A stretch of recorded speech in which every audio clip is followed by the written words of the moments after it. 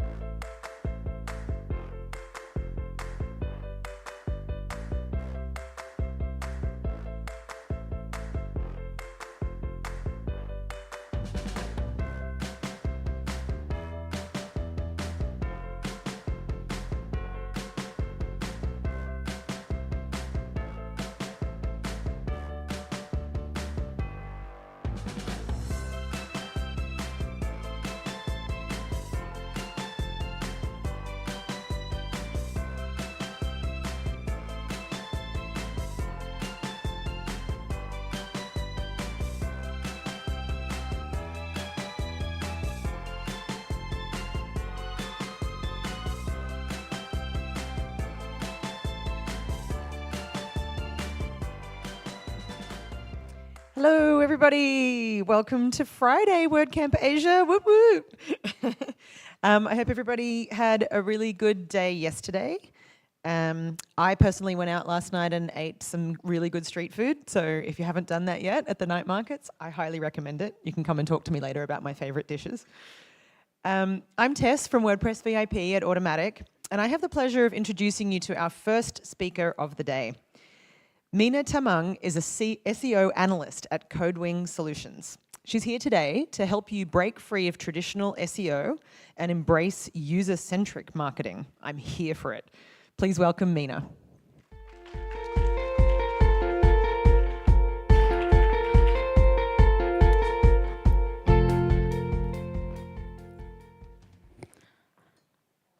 Few months back, my boss handed me a book called Product-Led SEO by Eli Squires, a renowned figure in the SEO community. As he gave a book, he said, "Mina, this is a book that I want you to read. This is really helpful. And whatever you learn, try to implement in our marketing strategy." I accepted that book by saying, "Of course, sir, I will." While accepting that book, I was a little hesitant because I have to spend my weekend reading that book. Nonetheless, thanks to that incident, I got to discover new strategy, product-led SEO.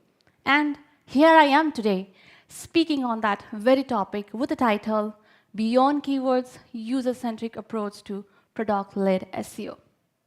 But let me quickly introduce myself. I am Mina Tamang, and I came all the way from a beautiful land, Nepal. For the past 6 years, I've been living and breathing SEO, but lately I felt the urge to push beyond the boundaries and explore in the field of product marketing. So currently, I'm also enhancing my skill in product marketing.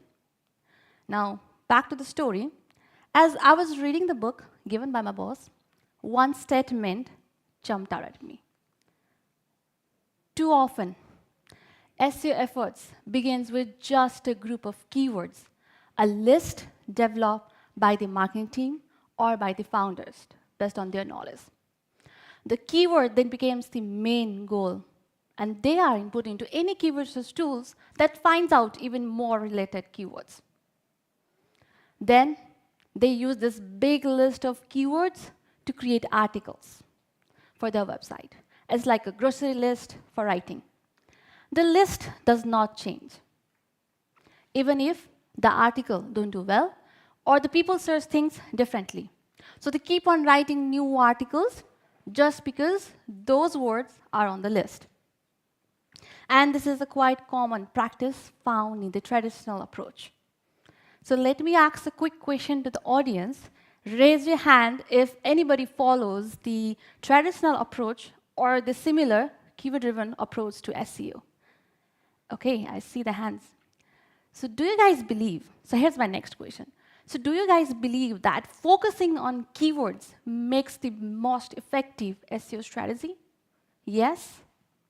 Okay, I see no hands, that means no. Yes, you guys are correct, it's not. So what's the problem? In reality, this approach, the traditional approach, is limited and inadequate.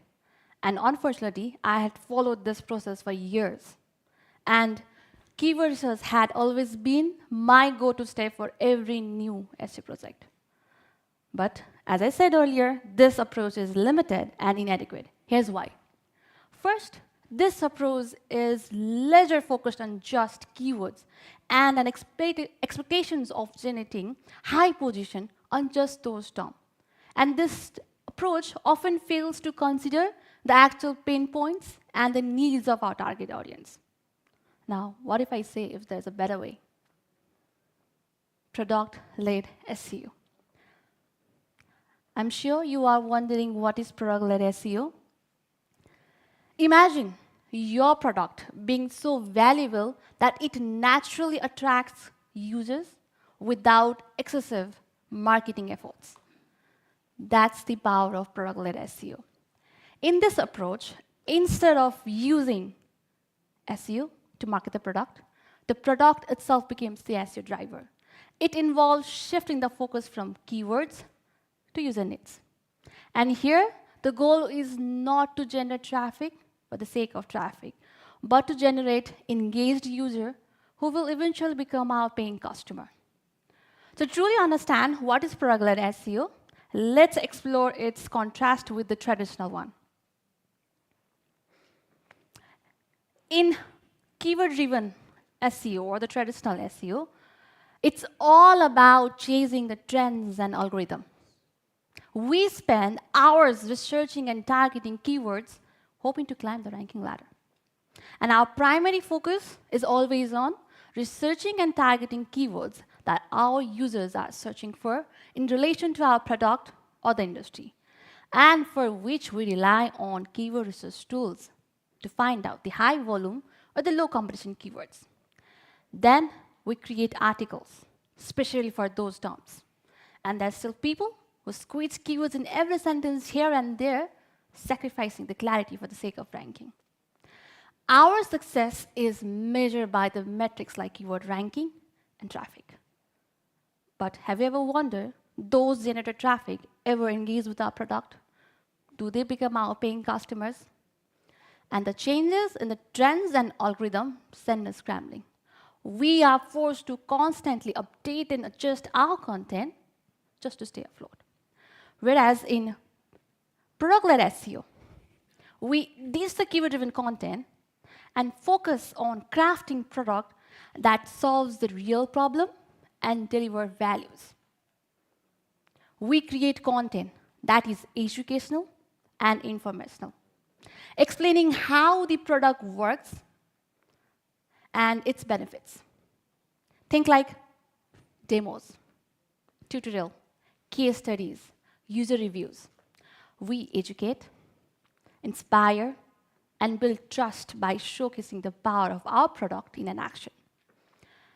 This approach utilizes data from user behavior within the product to identify the pain points, frequently used features, and common search queries. Forget about the vendor metrics like keyword ranking and traffic. We track user engagement, growth, and conversion, measuring the overall real impact of our SEO strategy.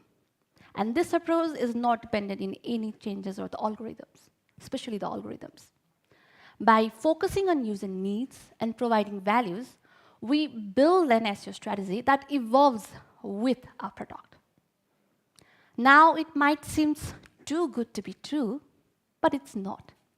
There are a lot of companies who have implemented this strategy and achieved the success they wanted.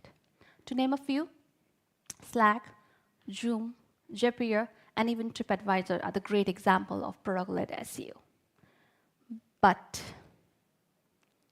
even though there were a lot of successful examples of product-led SEO, I was still in dilemma whether I should completely teach my keyword-driven approach or the traditional one. The thing is, product-led SEO is a concept taken from the product-led growth, which is a popular business strategy mostly for the SaaS product. And to add more detail, this approach is more suitable for the big companies and a product that have a solid user communities. As my work often involves the non-SaaS and the small businesses, I questioned its adaptability. However, the book offers some valuable insight that was worth exploring. So this led me to explore the new approach, hybrid approach, bridging the gap between the product-led SEO and my traditional approach, allowing me to tailor the strategy to each client's specific needs. And this hybrid approach proved successful. And that's why today I'm here to share those insights with you and also to clear some misconceptions about SEO that every business owners and the digital marketers or the SEO should know. So with this in mind, today I have prepared 4 agenda that I will be speaking on. So moving on to the first one, let's talk about the hidden challenges in the world of SEO. One of the reasons a company may leave its SEO potential unfulfilled is because not the lack of knowledge or effort is the systematic issue. SEO team operating like an isolated island. For example, let's take 2 scenarios. In smaller organization or just simple website, the best SEO practices are easy to follow and implement. The changes happens instantly, the data flows freely, and everyone's a collaborator. Now, step into the larger companies. It's quite the opposite. To make changes in this environment is a quite long process and goes through an intense collaboration. And to make things trickier, they often leave their SEO team alone, disconnected from other crucial departments. And that's a big, big problem. Imagine if the other department might have valuable insights or the resources that could have benefited the SEO team. For example, the sales team might know the keywords the customers are searching for. Or the product team might have the information about upcoming features that could have been optimized. Now, without a communication or the collaboration, these opportunities could be missed. SEO often requires technical changes to the website or the platform. Now, without collaboration with the developers, the SEO team might face delays or roadblocks on implementing their SEO strategy. Without open communication and collaboration, the decision made by one department can negatively impact the work of others. Therefore, breaking down the walls between the teams and departments is crucial for solving this problem. And to solve this problem, both the SEO team and executive have a significant roles to play. In most cases, in big companies, executive are the main point of contact. Now, if they don't prioritize the SEO initiatives, the progress may hinder. And in addition, it's also the duty of SEO team to clearly and convincingly pitch their ideas with the valid data and the arguments. The rules and the guidelines for SEO at scale is same for every type of website. Because of communication issues, most of the big companies implement the best SEO practices at slower pace. Raise your hand if anybody have faced similar challenges in your workplace. Communication issues. So how to address this? So to address this, I would recommend building a dedicated SEO product team. By building a dedicated and cross-functional team, a representative from all the relevant departments like user experience, design, product team, SEO team, executives, content marketers, sales teams, helps to bring the wealth of diverse perspective and valuable contribution to the table. And for the effective communication, the team must hold regular meeting, like weekly, bi-weekly, or monthly, to strategize, discuss progress, or address any obstacles that may have arisen. So my main takeaway here is, by investing in dedicated and cross-functional team and fostering the open communication, we can unlock the full potential of SEO even in the big or the complex organization. So moving on to my next point, that is crafting a user-centric content strategy. In the past, SEO often resembled keyword assembly line. Keywords were chosen based on the search volume and stuffed into metadata. And they were jammed into content at unnatural densities and forcefully anchored into external link. Content production felt like a warehouse packing boxes. Meet a daily quota of X amount of content, each containing keywords and jet keywords. This whole SEO process worked and it didn't, because things have changed.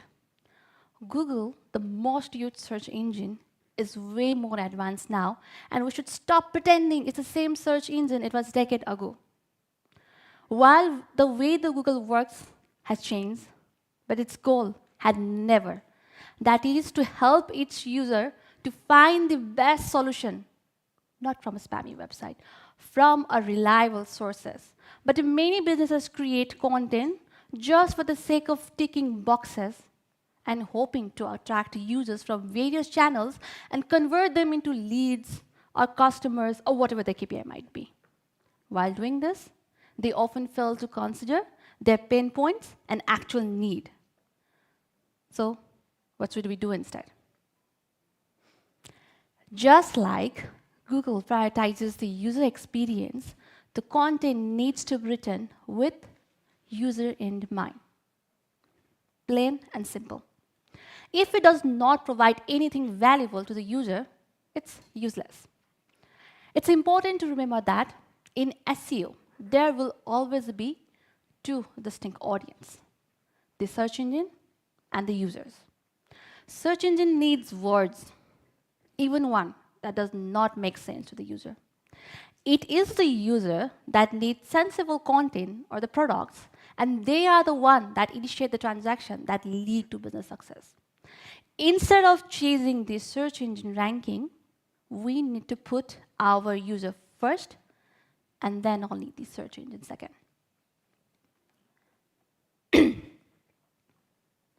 So now people might think that in traditional SEO, people do care about the user intent and the pain points. Yes, they do. But when it comes to creating articles, they tend to prioritize keywords with high volumes and good ranking potential. I used to do that too, but now I do things differently. First, I try to understand who am I writing for, what they struggle with. That means I start with understanding my users or buyers persona and their journey map. Then only I do the keyword research. And second, I don't just chase the keywords with good volumes and the ranking. I also consider the keywords that might not be super popular, but they're still relevant and important for my target audience.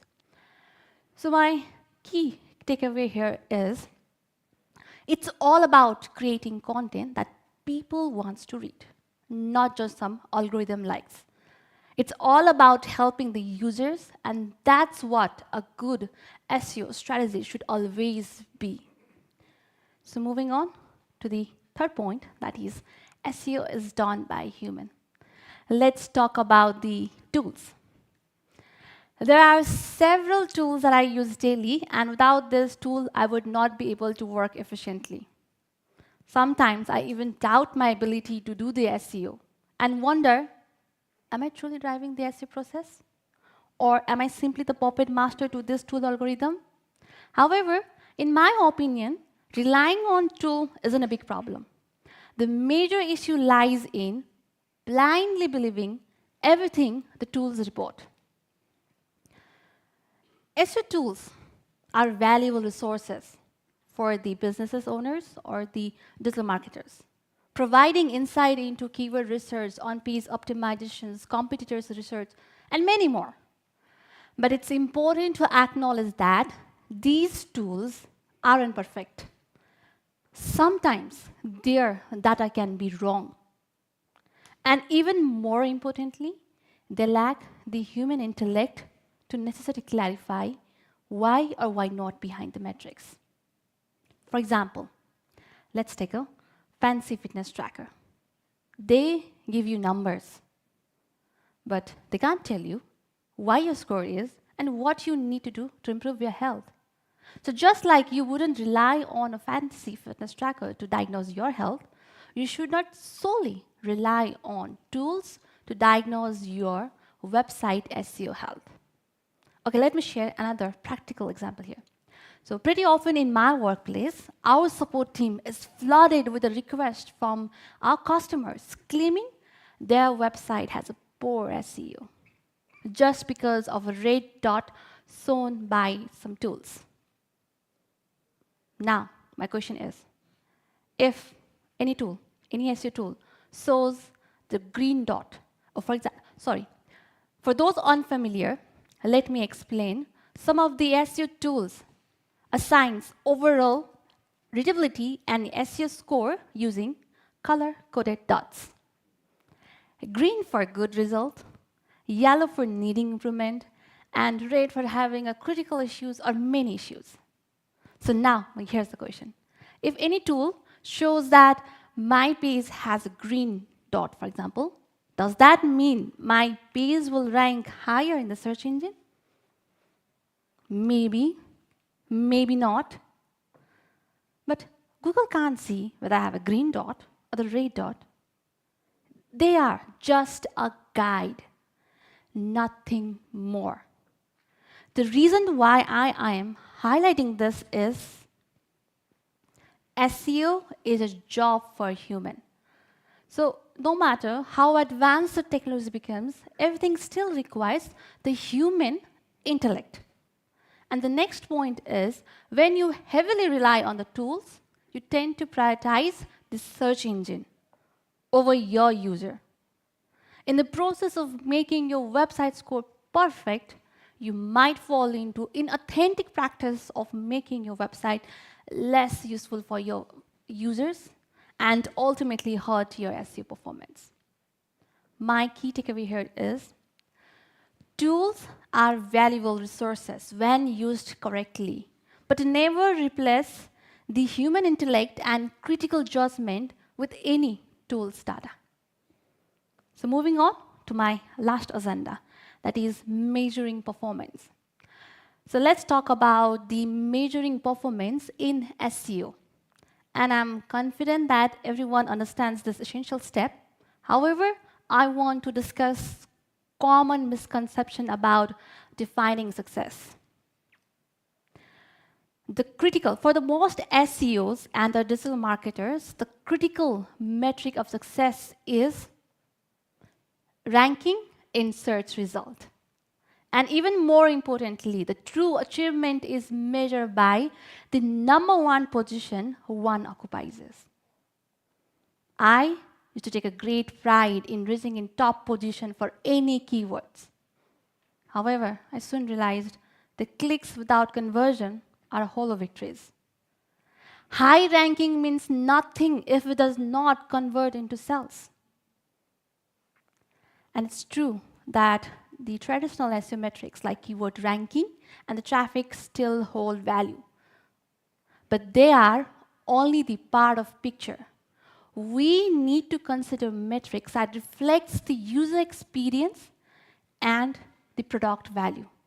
Therefore, the true North Star of SEO performance is the business's primary goal. Be it download, leads, revenue, sales, anything else. So with this, my agenda comes to an end. But let me share one experience with you that sums up everything that I've covered so far. And to add more detail, since the beginning of my career, my goal was to achieve #1 position and drive more traffic to the website. I didn't care about the aftermath. If I was achieving the goal, I thought I was doing good SEO. However, my clients and my boss were never happy with the results, despite of those achievements.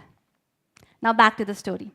So back in 2022, we decided to write blogs on various topics.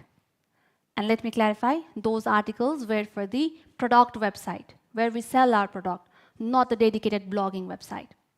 So first, we conducted the keyword research to find out the high volume keywords and good traffic potential. The list was extensive.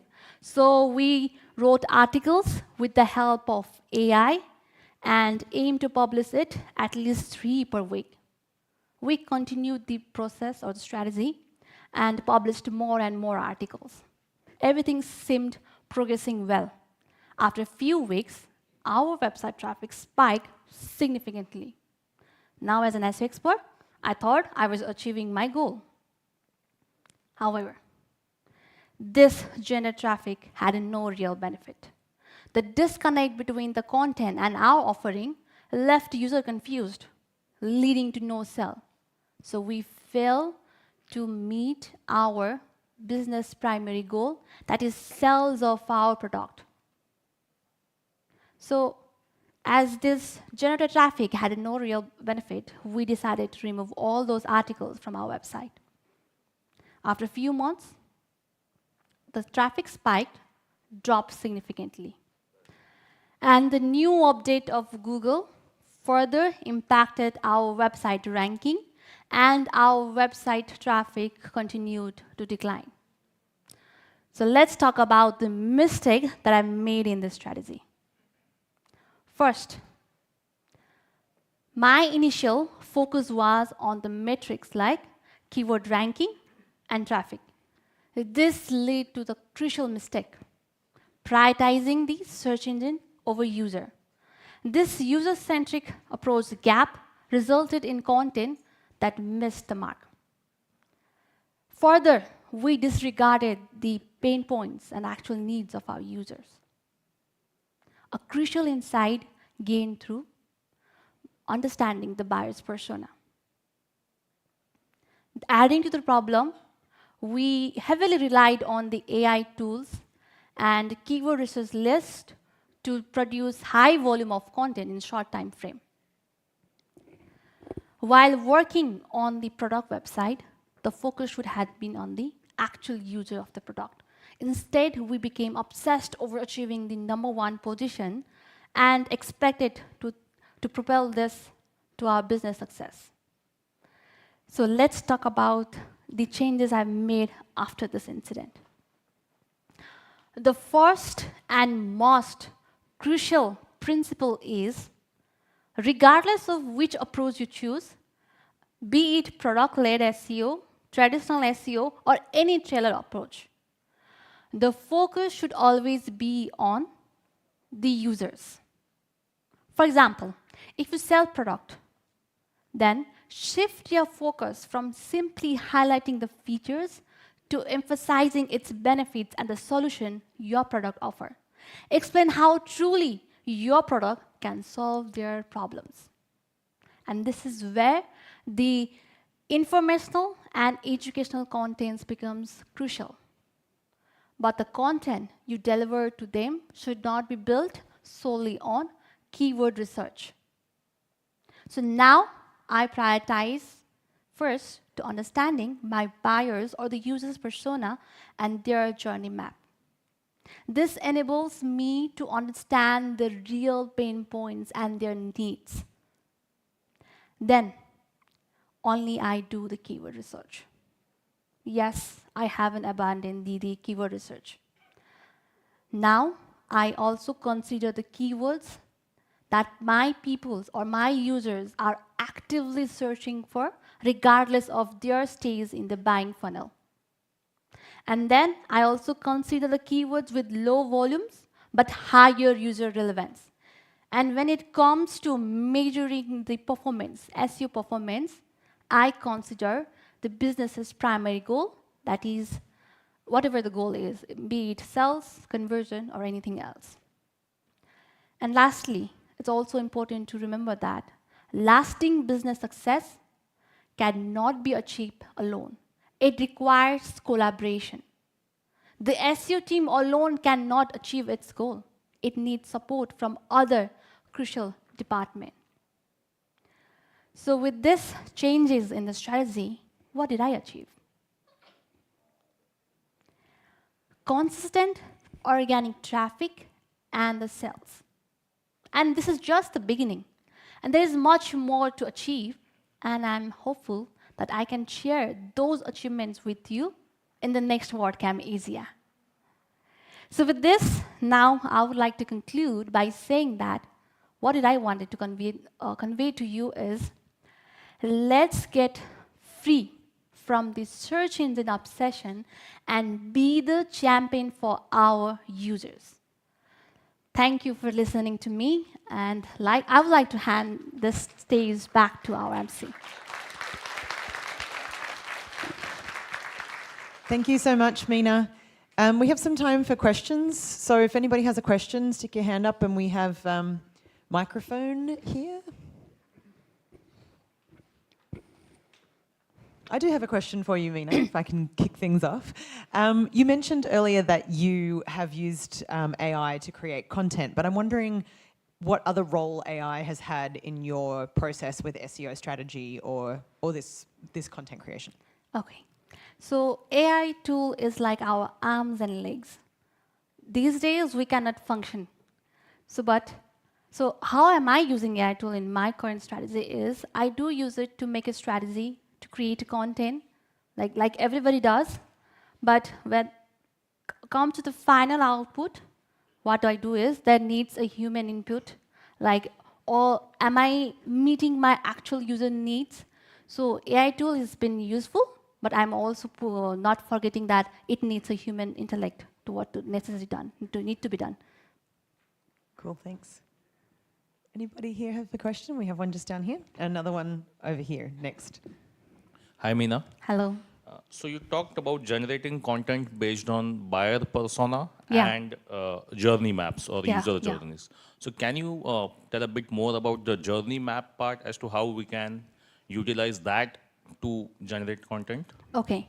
So first, to understand the buyer's persona or the user persona, which is a popular practice for actually in the user experience and design, right? So it doesn't need to be like same. We can make ourselves buyer persona in the SEO as well. So for that, you need to consider the every possible target audience be it in the awareness stage, as people might not know the marketing funnel, like there's awareness, brand awareness, considerations, decision making, purchase and post-purchase, all those stages. So we need to consider all the people, potential people in every stage. Then we need to understand what is their pain points in each stage, which is possible through communicating with the audience. So for that, I recommend doing the surveys, feedbacks, one-on-one interviews, and that might not be possible for every companies, but we need to try to communicate with our audience however it's possible. And that's how you journey the map. So then, yeah, that's the persona we need to create. Okay, so my question is, as you mentioned that in the past you used generative AI to create a content for constantly. Yeah. And when you change the strategy, how frequent and how often you post the content, how long the content should have insight in each content? Okay, so that's a good question. So for the publishing, the number of publishing, you're right, and for the longer length of the articles. So for that, I consider about the topic, not the length. So am I teaching them about tutorials? Then obviously it's going to be very long. And people might think that short article won't work. And for now, at least in this current scenario, as AI is giving the most answer by instead of searching people, like we can quickly search things and the AI will give answers. But now what I do, what changes I made in my content is, I would like to tell story to the people and share experience that AI tools cannot do. So I do not prefer, like I don't have a like exact numbers for the length. So when I'm telling story, it's gonna be like above 1,000 articles. So just focus on what you are covering. Don't think about the length. That I would suggest to you. There's a question down here, I think. Hi, yeah. I'm Hello. wondering what role video plays in your strategy. Sorry? Videos such as YouTube videos, you search often and depending on what you're searching for, you can see a video result in the first position as well. So you're talking about videos. Yeah, What YouTube, changes? part of your articles, Okay. adding it in addition to your strategy. Okay, so the video marketing or the video strategy is very good for all the product companies because it really shows how your product works and will helpful for the users. So I haven't made any changes to the video because we've been focusing on its benefits and it's how people can actually use it. So I don't know. Maybe we were on the right path since the beginning. Before I knew about the product-led SEO, I made the strategy. But because our focus had been to show the people, the real people, how they can use our product, like tutorials. Like it might be very long videos. We don't do the promotional videos more often.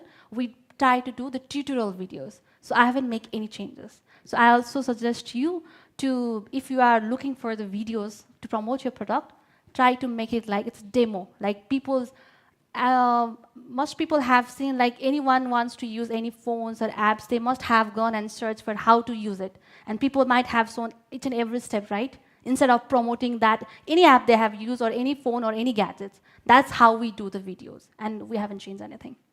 Thank you. We've got time for a couple more questions if there are any.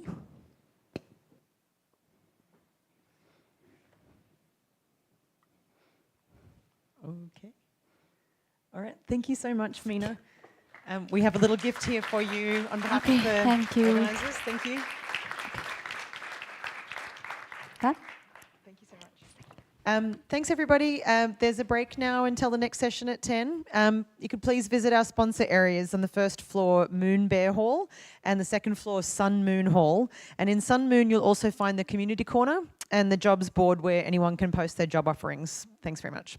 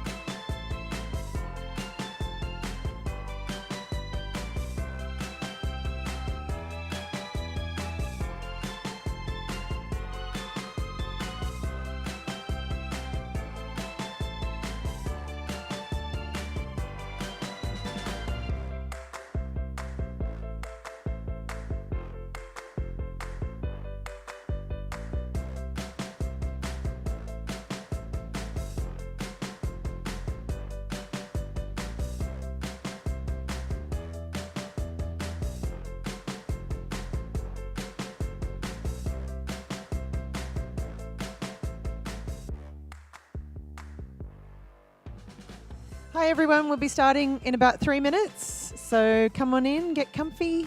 And remember that there's no food or drink in here, please. Thank you so much.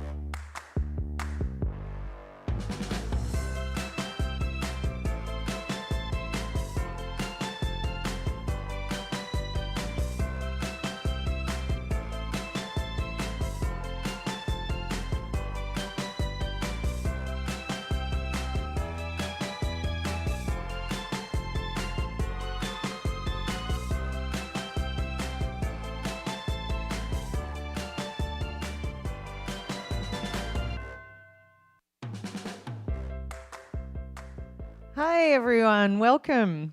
I hope that your Saturday is going well. Mine's going so well that the last session I said welcome to Friday to everybody. So now I know it's Saturday, we're all good. I'm Tess from WordPress VIP at Automatic, and I'm delighted to introduce you to our next speaker. Poom is a software engineer who loves plushies, and Poom is here to help us navigate the vast world of headless WordPress frameworks. Please welcome Poom. Thank you. All right, so hello everyone. My name is Poom, and this is my plushie, Lollipop and Butter.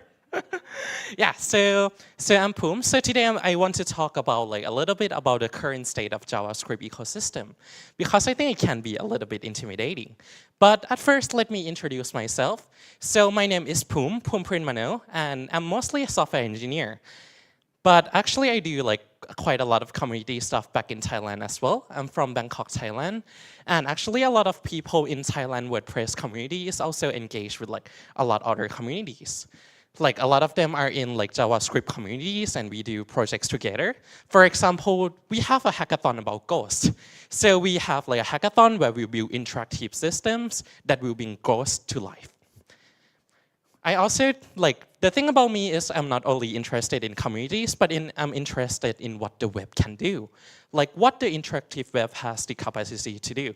So I actually have a show at the National Theatre that's going on from yesterday to tomorrow, where I actually built an AI that can help the machine learns how to dance. So we take the data from all the Thai traditional dances, the 59 dance positions, and we turn it into an AI that can interact with dancers. I have this profound love of the web and its interactivity, because most things I build with TypeScript, and it's surprisingly flexible. For example, I have built a computer project where you can build your own sound, your own music by writing assembly and connecting it together. Or there's a project that sends a hardware to space using JavaScript. I'm very glad that didn't crash in space. So Like, I have this love of interactivity that's kind of hard to describe, but I think when you see the web, a lot of people sees content, and I agree, content is king, although there's so much that can be done with JavaScript. So with that, I want to open this talk with a very simple question. What kind of sites can you build with WordPress? So it seems like a very simple question, like a lot of you already seen what sites can be, but play with me for a moment. I'm going to play a very simple game. If you think the website I'm going to show can be with WordPress, just raise your hand. So I'm gonna start. Can this be built with WordPress? This is the first website. If you don't know, this is the first homepage of the World Wide Web by Tim Berners-Lee. So it's back when the internet was started. So if you were to do this with WordPress, you would maybe strip out all the themes and you would get this nice looking page. All right, let's move on. Can this be built with WordPress? Can it? Can it? Yes. Actually, this site is built with WordPress. So this is a Space News website in Thailand. Space TH, he's also, I think, a speaker today. So this is built with a WordPress theme. So very simple, very clean, a little bit of interactivity. Now, let's move on to something that's a bit more complex. So this is actually a registration system for an event in a political party, and it kind of pulls in all the information from a central database. This is more complex, so can WordPress do this? Can it? I think a lot of people have faith in WordPress. Let's move on to something completely different. Imagine a 3D world. This is called the Museum of Annoying Experience by Zendesk.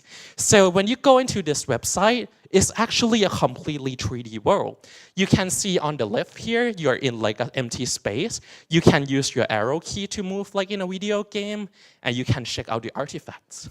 Can this be built with WordPress?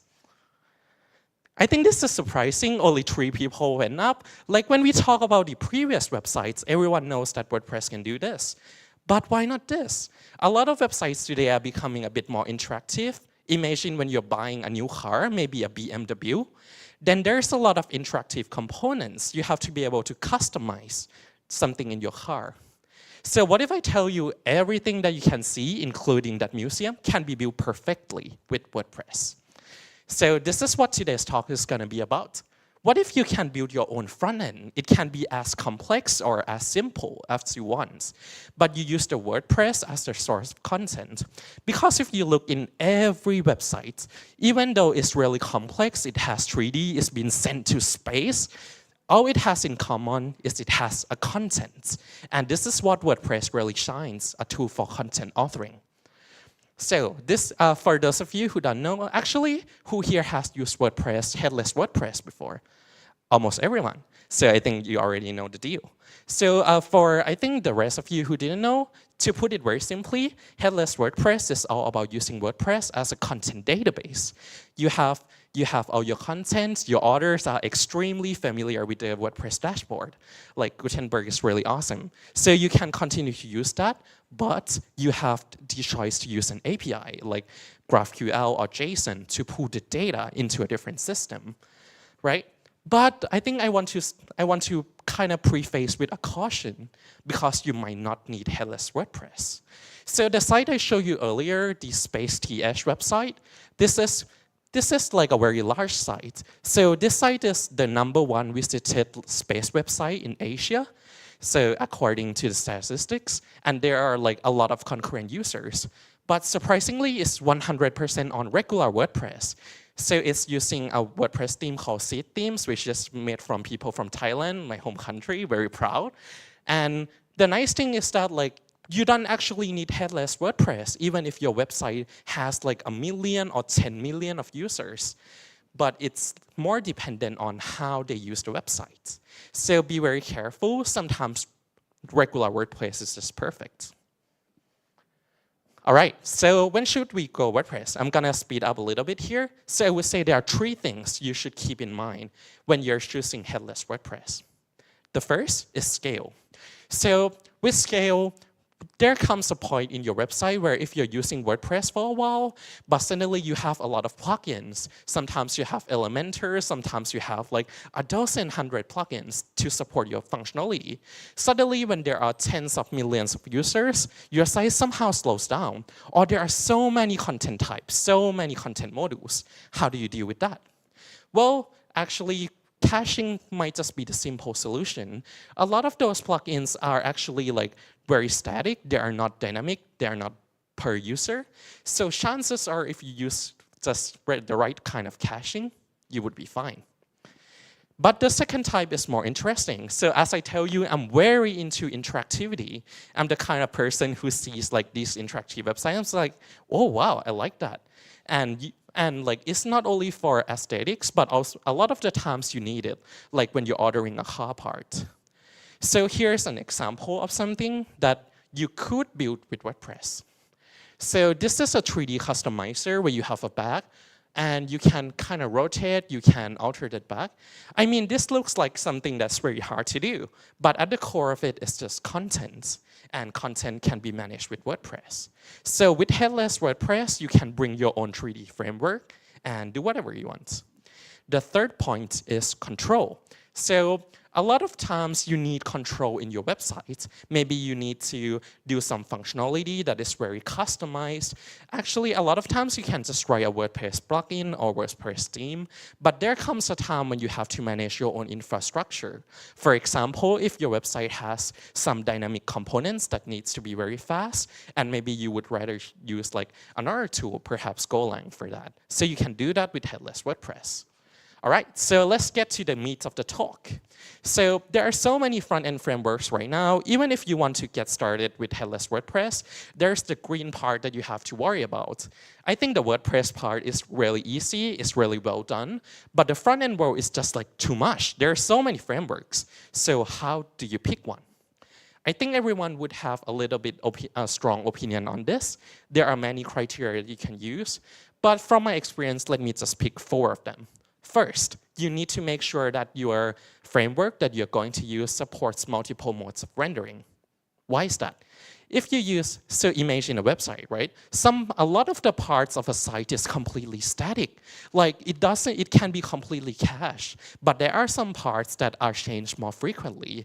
For example, maybe your terms of service, your terms of conditions, it doesn't really change that much. But let's say your blog or the product just changes every minute, changes every hour. So you should have the choice to know how often you want to refresh that, so you speed up this experience for your user. 2, it has to be flexible. A lot of tools in JavaScript ecosystem are designed for doing blogs or designed for doing e-commerce, but a lot of time if you want to hack it, if you want to customize it, it's not available. So this is the second constraint. Third is it has to be fast. A lot of tools in JavaScript tend to use, well, a lot of JavaScript. And the problem with that is you're putting a lot of work in the user's browser. And the problem with that is it tends to be slow. A lot of the times, like a website can be 2 megabytes, 5 megabytes, or even 10 megabytes. So we have to make sure that the framework we use doesn't use that much resource. Finally, it has to have great defaults. Because a lot of the time you have to do everything by yourself. You want a search, do it yourself. You want a cart, do it yourself. And if you're doing a site that has really fast iteration, you can't do that. You need something that has all the great integrations like Google Analytics and other tools for monitoring built in. But most of all, I think if you're choosing a framework for your team, it's very important to know the team part in it. A lot of shops actually force a tool upon their developers. And I think that's not right, because if the team is experienced with one thing, a lot of the time they can make it work. Like I have seen a situation where the whole team is really good with React, but the team lead says, no, we're just gonna go with Svelte. And it didn't work out because you need that kind of support from the team. So this is more of the technical aspect, and this is more of the human aspect. So I know that choosing a meta framework will always be an opinion. It's not something that, it's something that everyone will disagree with me, and it's very normal. But here's just my opinions. So here's my 3 topics. So from my experience, I would say Astro is really great for building content sites. So that's the #1 in my heart. So this is just me fanboying about Astro. And, I think core #2 for me would be Nux and SwellKit. They're actually like a bit of a polar opposite. I would say Nux is more opinionated, more feature complete, while SwellKit is actually more minimal. Not sure how many times I have, but I'm gonna very speed up. So let's talk about Astro. Who here has heard about Astro before? Please raise your hand. So I think probably 20% of the room. So that's a clear sign that it's maturing, although like not the #1 default. And I think that's for a good reason. The thing about Astro is it has already been adopted in a lot of websites. And a reason for that is it's fast. It's really, really fast. Before this, the choice of JavaScript frameworks for content sites used to be Gatsby. And I have used Gatsby in a situation where we have around, let me think, 200,000 pages, like just for like the e-commerce. And imagine statically building that. That actually took us an hour and 30 minutes. So you could go walk your dog in a park and it still hasn't finished. So the thing about Astro is that it's really optimized for speed. So building like the pages, it actually like really, really fast. So let's talk about why it's so fast, not only for building, but for users. Try to guess like, well, you don't need to guess because I already wrote that, but here we are importing view component and swell component in a page. And like from your common sense, this seems wrong, right? It's like putting jQuery with React. It seems really wrong. But if you look at the bundle, it's 0 kilobytes. There's suddenly no data. But how? Like what black magic is this? Well, turns out like the way Astro is designed is really awesome. It's designed to be 0 JavaScript by default. So even if you're using a component, by default, it tries to render it like on the server statically. So your user's browser doesn't need to do that work. It doesn't need to download that JavaScript, so it stays fast. The way it does this is it uses a concept called islands. So islands is not really a concept like for Astro only, but a more general term. So island is when you're in one page, it has a different framework. So maybe your top header here is on Vue.js, and maybe the image carousel is built with something different, maybe Svelte, maybe React. And every place can use a different library. So, and the nice thing here is you don't need to load them all at once. You can only load some JavaScript when it's really needed. For example, in this example, you know the header is gonna be mostly static, right? You don't actually need like a lot of JavaScript in that. So we don't load JavaScript, and all that JavaScript is 0. But you want the carousel to be able to be a bit of drag and droppable, so you add client load. Well, now comes the problem. Like in the website, it says that so Astro is really designed to be used with your favorite UI library, right? But what is your favorite UI library? If you comes into like the world of JavaScript for the first time, it can be really intimidating because there's probably like 100,000 libraries in there. I don't know. Well, there's a talk from E1U, the creator of Vue.js, that I love so much. I always refer to this talk like literally every time. So the talk from E1U here, actually, like the key message of the talk is that there's no spectrum. It's actually more of like a multi-dimensional plane of the things that you want. So for example, some websites are mostly content. Most WordPress websites, I would say, are content focused. Some web applications are focused on interactivity. For example, the AI that I made earlier, like about dancing with dancers, there's not much content, but there's a lot of interactivity.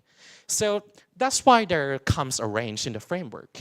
So there's a range for like a lot of things. For example, for React, it's like very minimal at its core, but it needs a lot of supporting libraries to work, whereas something like Angular is on the polar opposite. So I would really, really recommend this talk. But when we talk about WordPress, I think most of us think about content sites. So my personal recommendation would be these two. Actually, I have been using React for close to 8 and 9 years already. But for content sites, I would still recommend Vue and Svelte. I would say Vue and Svelte is a little bit of like like an opposite. So Vue is actually more feature complete, but it's really, really easy to learn. While Svelte is also really easy to learn, but it's more minimal. So that means less API surface. So personally, like right now, I really enjoy Vue because you can learn it like in really quickly, like 30 minutes.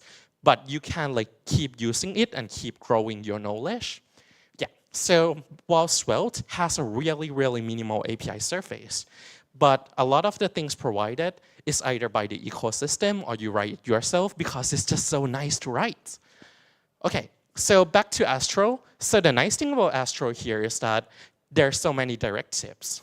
Sometimes imagine like the carousel. Do you really need to load the carousel if it's like the hundreds elements in a website? No, you only load it once the user scrolls to it. So that's why there's directives like client visible, or maybe you have a component you only want to show on the desktop or on mobile. So you can use client media. So that means you don't need to load things that you don't need. And the ecosystem for Astro right now is not as mature as Nuxt, but it's actually really good. So you can find a lot of integration for almost every JavaScript framework and library right now. All right, so how do you use Astro with WordPress? There's actually a really nice guide here about headless WordPress. So, but the thing you have to keep in mind is that before you can even use headless WordPress, you need to know first what kind of transport are we going to use? Are we going to use REST or are we going to use GraphQL? So here's the pros and cons. If you use REST, it's actually really easy to use. You just call the endpoint, but you're loading a lot of data. You're loading basically like every data in that endpoint, even if you don't need it. But if you use GraphQL, it takes a little bit more to set up. But you can pick and choose. You can say, I only want the page title and nothing else, and it would happily give it to you. So with WordPress, you can use WordPress GraphQL. So it's a really nice tool that you can just install, and it would give you headless WordPress. I think I can't really show the whole video. Excuse me, could you speed up the video if possible? If not, then it's totally fine. So in here, I have a very simple like WordPress site. So in here, like what you need to do is go and install the plugin. So that's like the easy part. Yes. So once you install the plugin, it actually gives you like a menu on the top. If you see like the GraphQL IDE part, so that allows you to write your own queries. Okay. So actually, I think I'm just gonna skip the live demo, but you can come to me later, like to see the demo. I also have it on GitHub, but for the sake of time, I'll move on to Nuxt. So let's talk about Nuxt a little bit. So I would say Nuxt is a little bit of an opposite to, like not really an opposite, but a bit different philosophy to Astro. So with Nuxt, and I think Vue.js in general is all about easy to learn, but there's just like really feature complete. So you can get started very, very easily, but there's everything that you would possibly need. I think that's the part I really like about it. So with like, as I mentioned with Vue, I would say it's like low ceiling, but white walls. So there's a low barrier to entry, but you can just do pretty much everything with it. The API is really complete, but you don't need to learn it all the time. And same things go with Nuxt. In a real website, you would need authentication, you would need page transition, you would need state management, you would need routing. So with Astro, like maybe they don't have all of this, but with Nuxt, it's not designed to only build a content site, but it's actually designed to build like a very complex web application. So if you're building some things like maybe a very complex e-commerce, then I would really recommend Nuxt, just because it has that ability to support like a very complex like web use case. So everything you would possibly need, you can have it in Nuxt. Another thing is the integration ecosystem is really mature. So if you need something like anything, if you need Tailwind, if you need, let's say, Google Analytics, if you need any logging, then you can do it with Nuxt. So I would say it's like pretty mature. Another thing that I really like, and this is my #1 criteria, is it should support multiple rendering modes. So let's talk about this for a bit, because I think this is the part where it gets a little bit overwhelming for people who don't usually use these frameworks.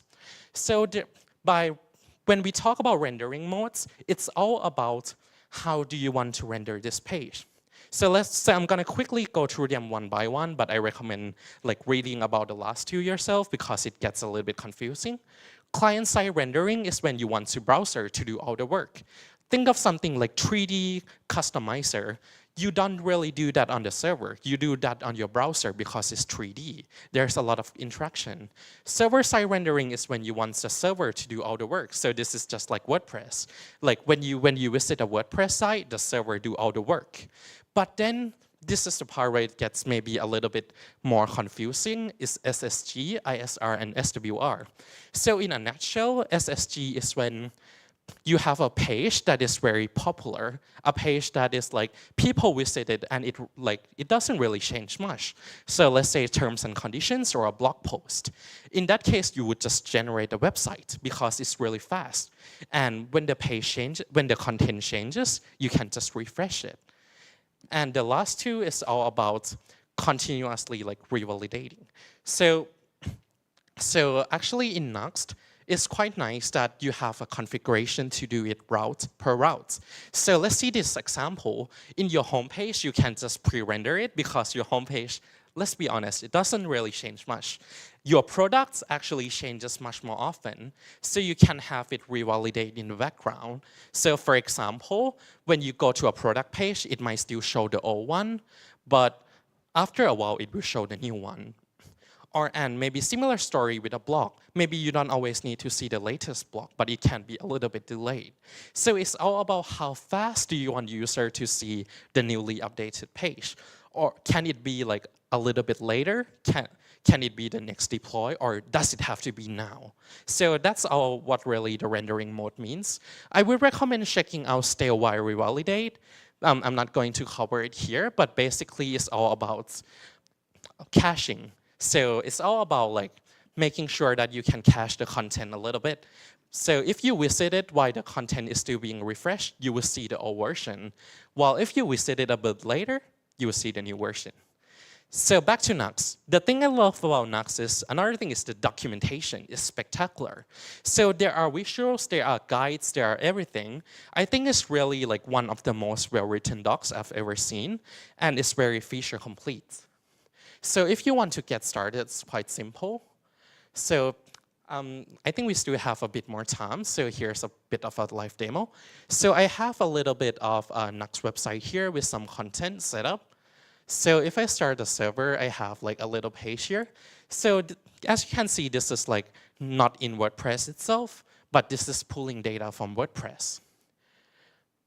Okay, so here is a little bit of picture of me and my friends, and here's another content site, another content. So if we go back to the code here, you can see first step is always to write your query.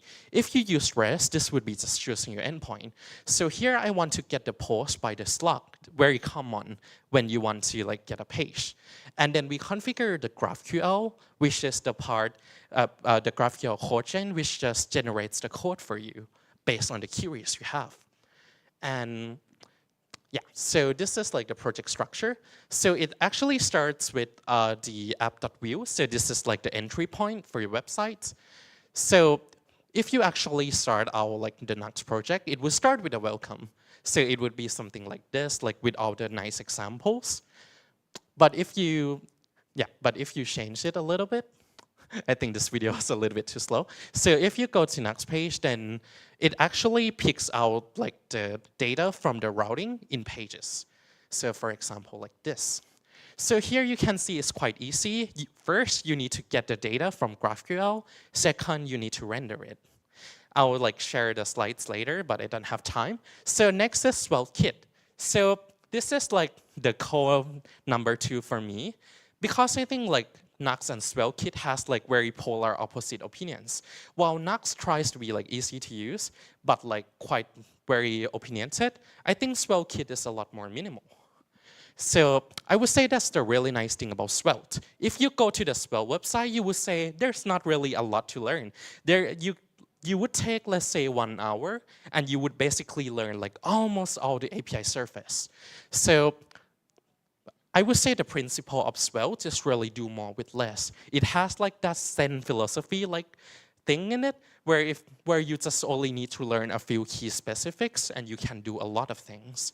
So personally, I haven't used like SwellKit as much as I've used Astro and Nuxt. But I would still highly recommend giving this a try. So just to quickly wrap up, here's my idea. So I would say this is my top 3. So just to recap, Astro, content site. If you're building a content site that has a bit of interactivity, choose Astro. If you want to do a little bit of a web app that is more complex, you need a lot more features, you need things to be more opinionated, choose Nuxt. If you want something that is like quite minimal but very enjoyable to work with, then choose SwellKit. So, but of course, this is just my opinion. The important thing about frameworks is you need to understand the design principle of the people who created it. For example, like with WordPress, we know how welcoming the culture is, we know how accepting, and we know like it's very focused on the people creating the content. So it's the same with understanding JavaScript frameworks. You shouldn't think of it only on a technology basis, but also like why the person that created these frameworks try to think this way. React is all about transforming data. Vue is all about being easy to learn but can extend. Something like that. So I think once you try to understand those kind of design decisions, it really helps you to appreciate like the little JavaScript frameworks that we see in the world. So I would like to like kind of end this talk on this note. It's very important to understand that WordPress is really flexible. You can use the data capabilities in a lot of ways. So not only to build content-first websites, but everywhere we go in every interactive, every system, there is content. Content will always be king, and WordPress will be able to support that. And just to end on this note, there's a talk that I really like called Choose Boring Technology. I think in the JavaScript world, we tend to have this kind of like shy-like curiosity where we see new framework and we're like, wow, this is interesting. Or we suddenly jump to it. But in this talk, it's really interesting how like from people who have lived very long in the industry, the opinion is always to choose something that is measured because we understand it more. When WordPress breaks, everyone here knows how to fix it. Like, we know, I mean, maybe like not everyone, but most people like it's very mature. So we understand how WordPress works. But if you're on like another technology that you're not that familiar with, you don't have that kind of confidence. So choose something that is mature because you understand it and take that like, and just deliver value for the world. And that is my talk. Thank you. Thank you so much. Thanks, Pim. You might want to keep this for questions. Oh, yeah. Thank you so much, Poom. We do have some time for questions.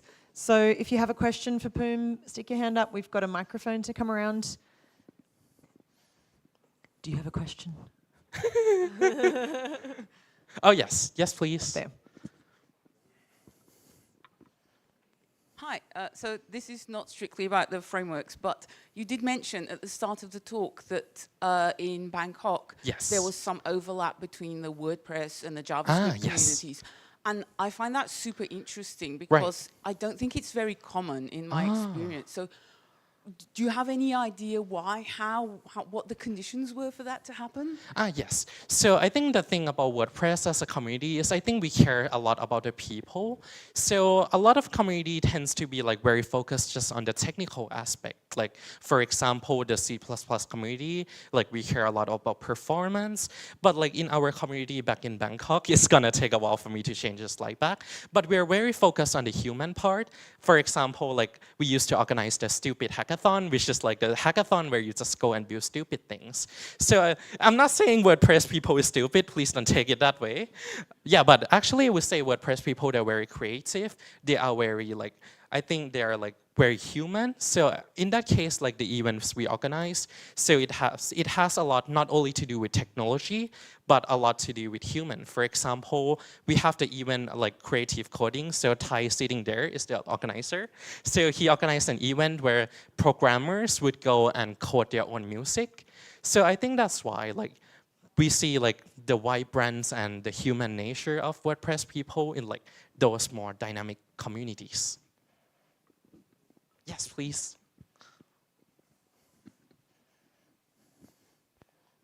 Hello.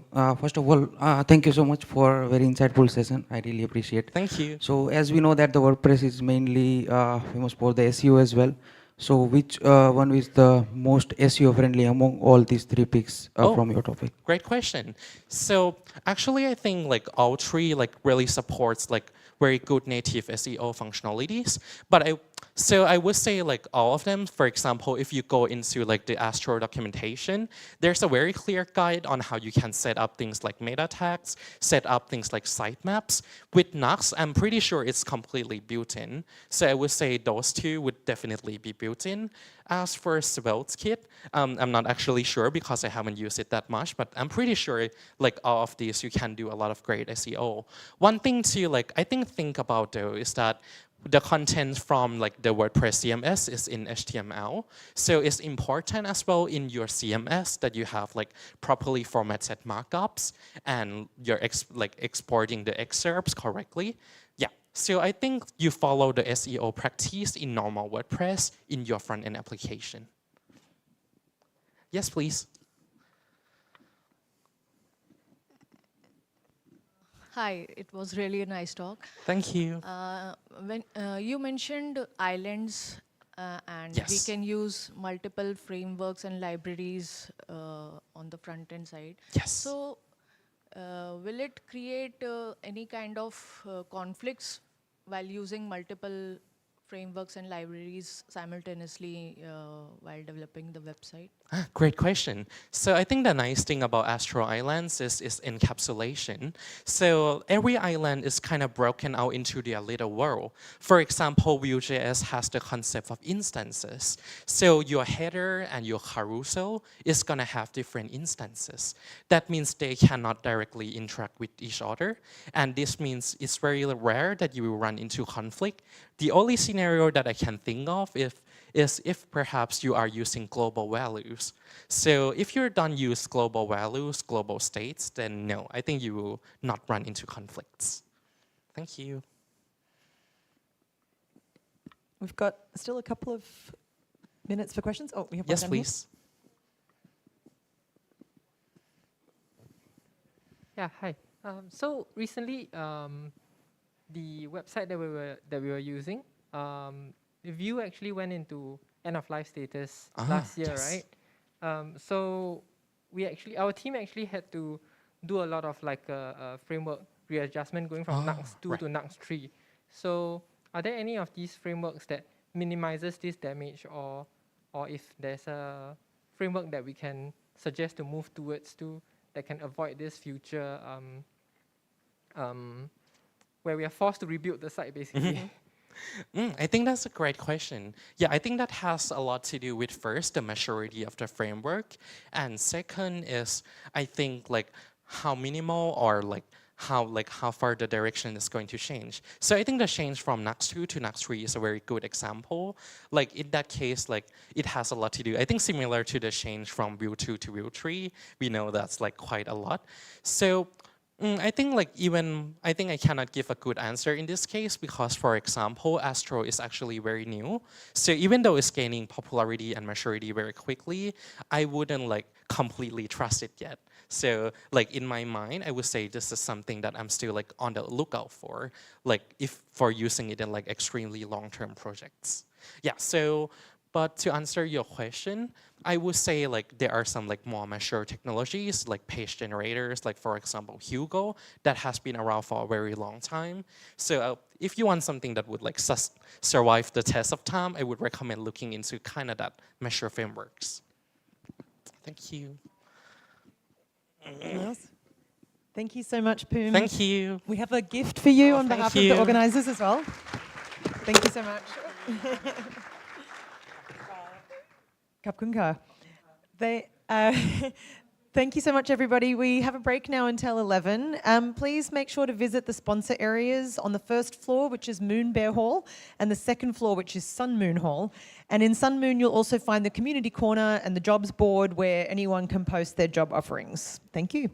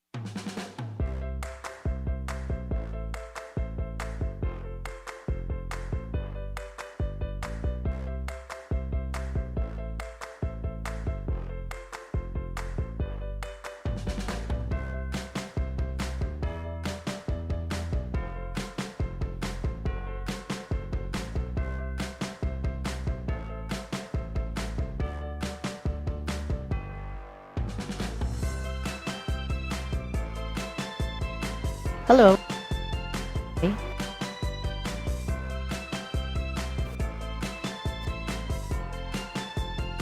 Hello. Hi. Testing 1, 2, 3.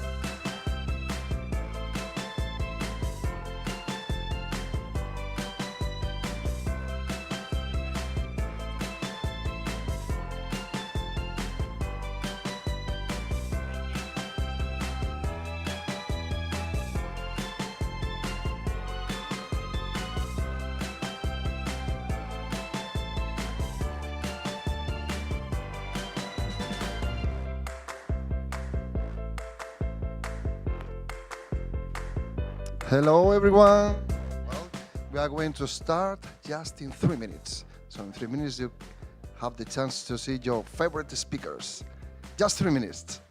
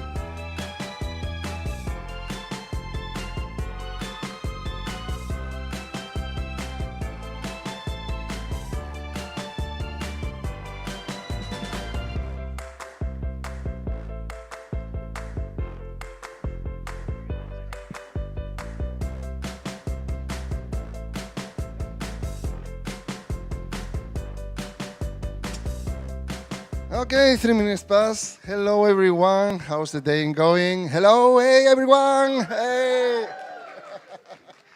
I think everyone is wake up at this moment of the morning. Okay, don't forget we have our community corner in the Sun Moon Hall in the second floor. Visit it. We have also a job board, just in case in your company you need someone to hire. This is the perfect place. And don't forget to visit our sponsor booths. They are here. You have here one hall really near and in the next floor. So this is a group of lightning talks of incredible speakers. So I hope all of you are going to join. And let's start with the first one. The less I talk, the more they talk. So perfect. Let's go with Perth Waratana Narntrakunchom. He is currently working as analytics engineer at Canva. And he has been working and contributing to the WordPress community for more than 10 years. Wow, that's a lot. And he also is co-founding the WordPress community in Thailand with his friends. He also organized events like WordCamp Bangkok and WordCamp Asia 2023. He's going to talk how to multiply your income streams with WordPress development skills, which is an interesting talk about how to make money. Making a life. So, Perth, please, your turn. Applause, big applause for Perth.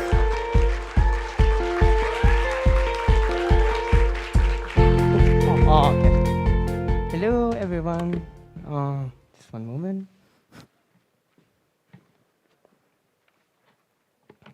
Okay. Yeah. Okay. It's my first time speaking on like this huge stage, so. Anyway, thank you everyone so much for coming today. And yeah, today I will be just talking about like how can you multiply your WordPress, what your income stream with the WordPress skill. So let's go. Thanks so much for Jose for like introducing me. So I don't think I need to go through this slide so much. So just skip this one. Anyway, I've been working on WordPress for like 15 years, and I've been contributing to WordPress community.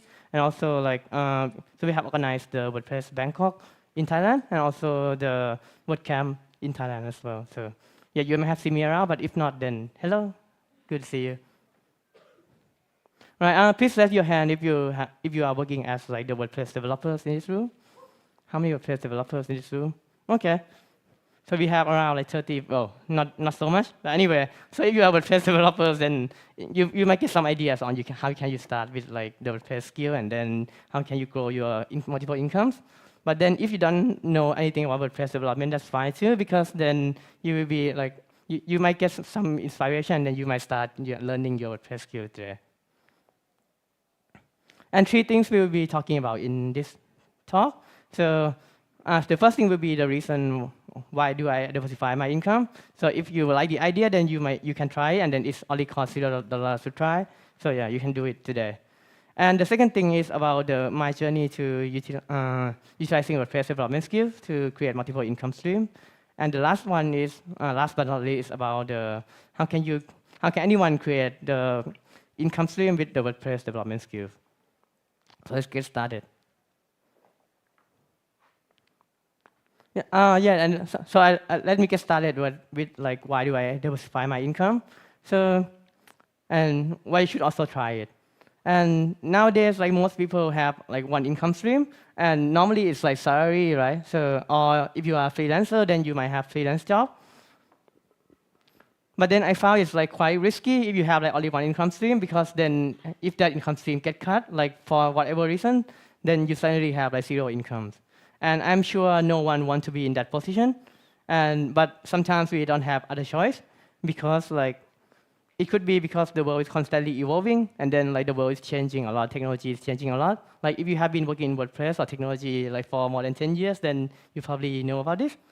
And yeah, like the customer or your company might no longer need you, or your competition in business may arise, right? And then, or maybe there are new AI, maybe there are like pandemic that happen. So yeah, you never know what's gonna happen. And even if the world stays the same, then sometimes it's like your personal life will gonna change as you grow, right? So it can be like maybe you have more family members that you have to take care of, or maybe there are the health issue that happen to you. So there's a lot of things that can happen to your life. So yeah, so that's why I found like only one income is like not sustainable. So this posed a question to me like many years ago on how do I survive, or how is my family gonna survive if there's a lot of like, if there's only one income, and then there's like something that happened to my life, or if like something that life like doesn't go as I planned. So well, you can either do nothing, and if you do nothing, then if you can just keep working on one job, and then if you like get cut from your main income for whatever reason, then you like you lose all the incomes, and then you get into financial stress.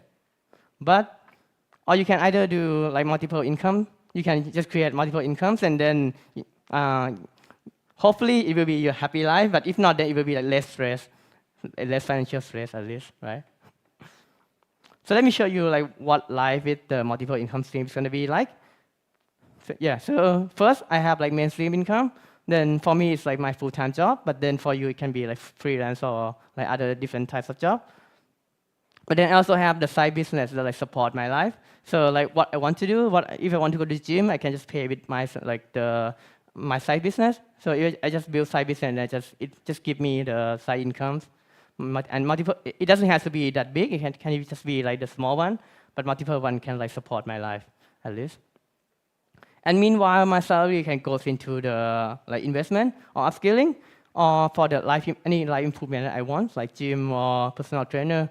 So normally people will ask like, if you are like into the personal finance, then people will ask how many percentage of your salary can go into saving, and people will usually say like 50%, 30%, 40%.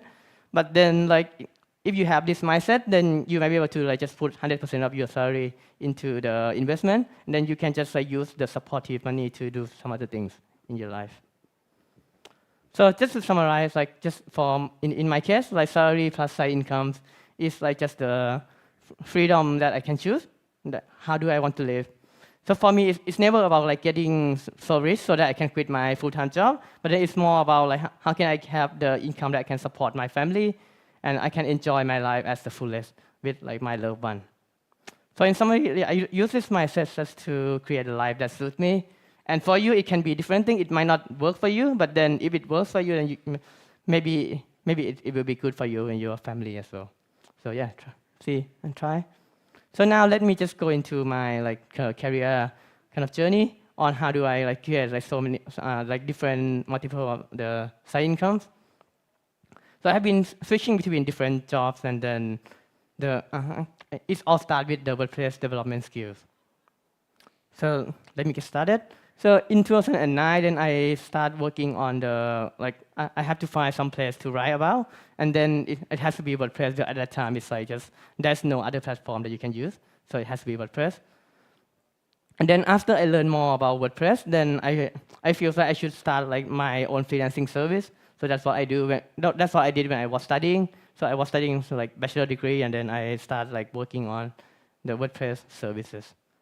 And then after I graduated, then I found that WordPress is like it's not too bad of like the career to make money. So I just like start doing like full-time job. So I think most people in this room is probably like familiar with this kind of story. But then I found that like if you just work as the full-time web developer, then sometimes it's like it's not close to client, and then sometimes the money doesn't go to you. Like for example, it might go to agency for 50%, and it might go to you like 10% of the job. So I just start like thinking about like maybe I can create my own team and then just talk to client directly, so I can get more like kind of more income in that way. And yeah, and the last thing is, if I have like if you have known me many years ago, then I switched to data engineering stream, and then I will talk about that later on the later slide on how do I switch to those jobs. But then everything starts from the WordPress development skills. And here's like just some photo. So on the left side, it's like just my first version of my blog. It's very old. It's like 10 years ago. I found it on archive.org. And then the right side is like my first time that I attend WordPress meetup in Bangkok. It's like, yeah, that's when I first heard about like the WordCamp and Wapu, and I tried to create my own Wapu, so it doesn't look that good. Anyway, yeah, so another thing that you can do with the WordPress development skill is you can also do training. So this one is like something that you can also, like when I first started, it's just like only one-on-one class, like on the basic WordPress skill. It's like how do you install WordPress, how do you use WordPress admin, kind of stuff. Oh, sorry, I forgot to. Anyway, yeah, so it's a very simple one. But then, so after I do one-on-one training, then I found that like it's not very scalable, because then that means I have to take like my hours to do only one student at a time. So I start doing the group training instead. So I just have like, I just find a room and then like just open the class and find a student. So in one class I can do like 10 to 15 students. But then I also feel like sometimes it's like it's limited to the geographic area. Like if people want to come to the class, then sometimes they have to fly like all the way to my place. But then it's not very convenient. So I decided to start an online class. So it's basically like I just put the recording, or I just put the live class on the online version. And then if anyone wants to learn, they can just come in and learn. So that's how I can scale my business to like from one-on-one to like more than 100 per class, or even thousands, yeah, sometimes. So yeah.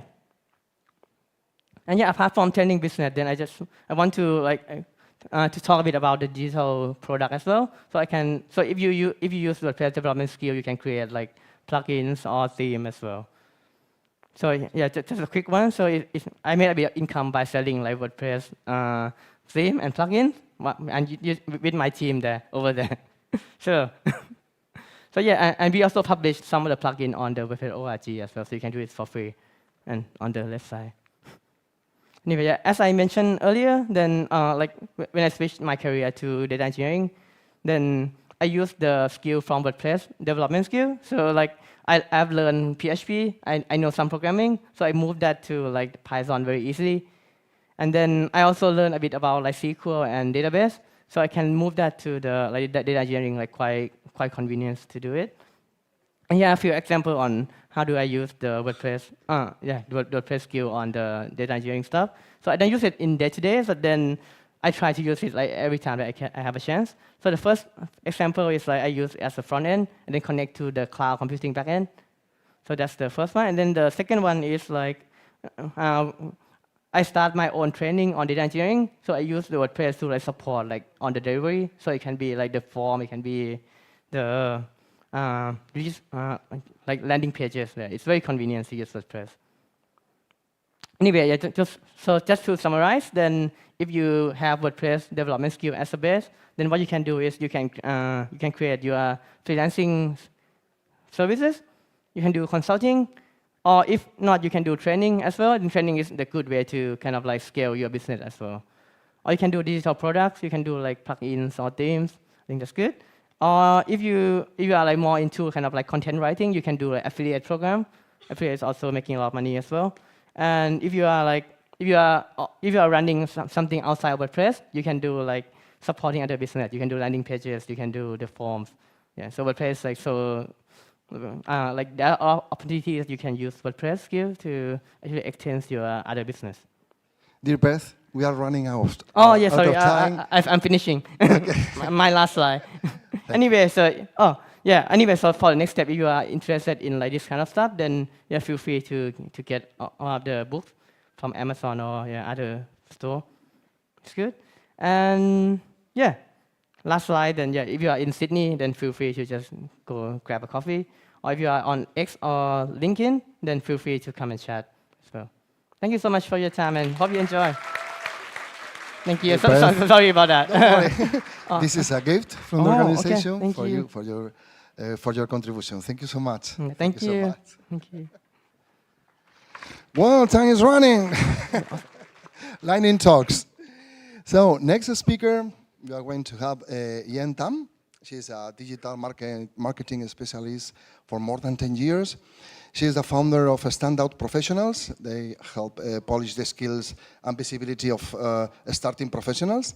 And she's also starting to launch her new website, search.and.gen.com, where you will find SEO strategies and resources for free. And she has managed successful campaigns across different niches and driving remarkable organic traffic. She's an SEO specialist. And she's going to talk, please. Jen, you can enter, please. Thank you. Hello. She's going to talk outrank your competitors with easy and quick on-page optimization techniques. With all of you, Jen. Hi. Just a quick correction. It's searchandgen.com, not search.and.gen.com. So anyway, a few weeks ago, a friend of mine asked me why I love speaking at WordCamps. The pitching, the planning, the travel expenses. It all sounds exhausting, right? Well, there's a reason most of us do what we do. Take on-page SEO, for example. We optimize a web page for different reasons. Better design, usability, page speed, accessibility, all good stuff. But at the heart of it, I want my clients' websites to dominate the SERPs, or search engine results pages, and ultimately help their businesses grow. Here's the catch. To win on search engines, the first step is to make sure that all your important pages are indexed. Now, Google Search Console's URL inspection tool will help you see a page from Google's eyes and understand any indexing problems. If Google can't index your page, no amount of redesign or keyword magic is going to make it rank, much less appear on search results. But don't panic. Often, it's just a simple matter of switching your Meta Robots tag, which you can do on SEO plugins like Yoast, from no index to index. But what if Google has crawled or discovered your page and still decides not to index it? This brings me to my first point: match the user search intent. As an SEO strategist, I'd often get asked, how do you rank for specific keywords? The thing is, most search engines nowadays, especially with generative AI search, they're no longer keyword-based. Google, for example, uses natural language processing systems like RankBrain and neural matching to detect the context and understand the why behind a user search. You can think of the business of search engines as similar to a library. People go to a library to seek reliable information. Your page is like one of the books there, and books that have the most helpful answers to what users are asking for, more relevant, straight to the point, accurate, these are likely to get recommended by librarians, which, in our metaphor, are the search engine bots. So the next time you assess a page, ask yourself, does the content offer clear and helpful answers and information to the users? what is the main topic of the page in the first place, and what could be the purpose or intent of users in searching for this topic. Which now brings me to my next point. Check the competition. And no, these are not your business rivals that I'm talking about. Any page, image, or video that tops the search results for your target keywords, those are your competitors. This is important to keep in mind because ranking happens on individual pages, not whole websites. Your goal is to be better than competing pages.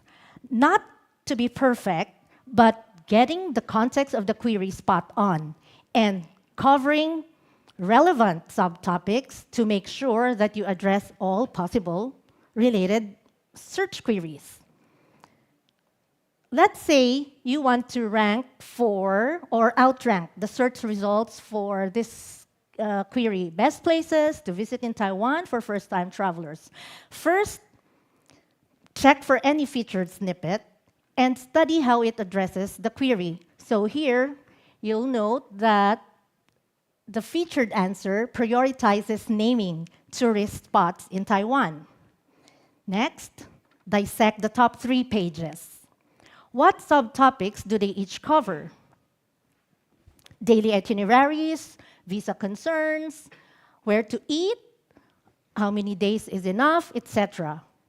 How does the number 1 page present its info? And why are not pages number 2 and 3 not getting the top spot, even if they seem to cover more subtopics? It all boils down to the context of the query. Check for other elements on the SERP, like this one, from sources across the web.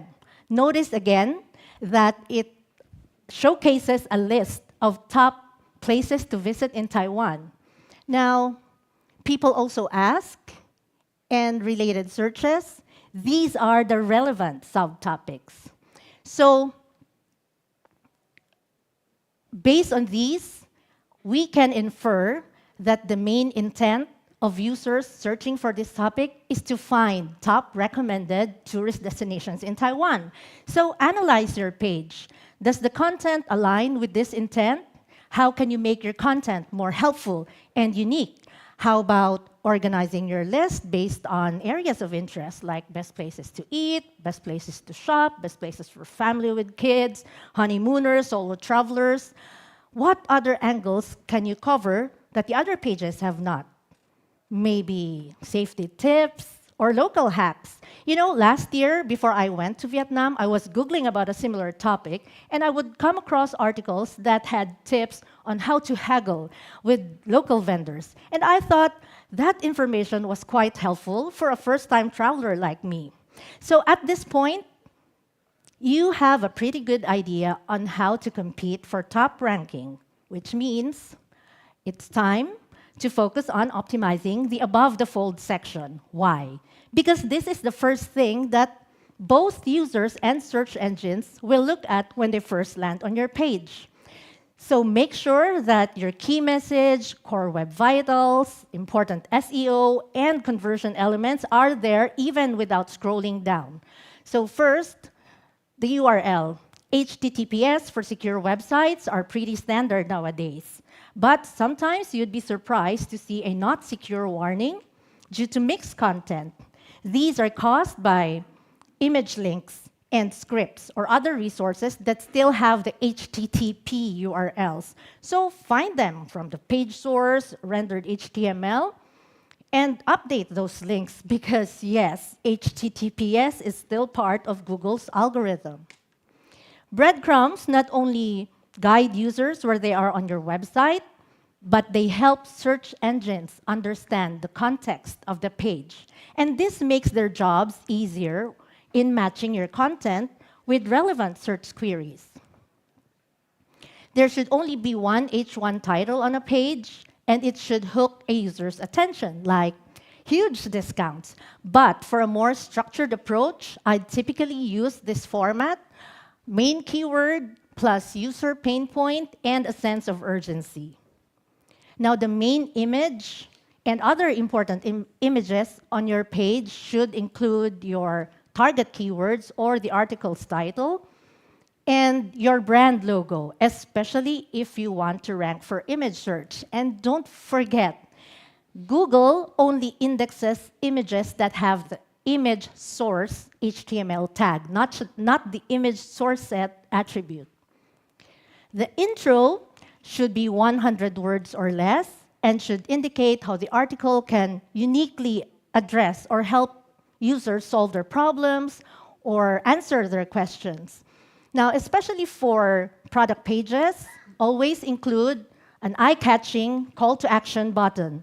But for informational pages, it doesn't matter if you put your CTA on top or the bottom of the article. What's more important is that the call to action matches the purpose of your page, which in turn matches the search intent. Do not bury your CTA, like this, in a block of text. Make sure that it stands out with a button and with clarity to achieve your conversion goal.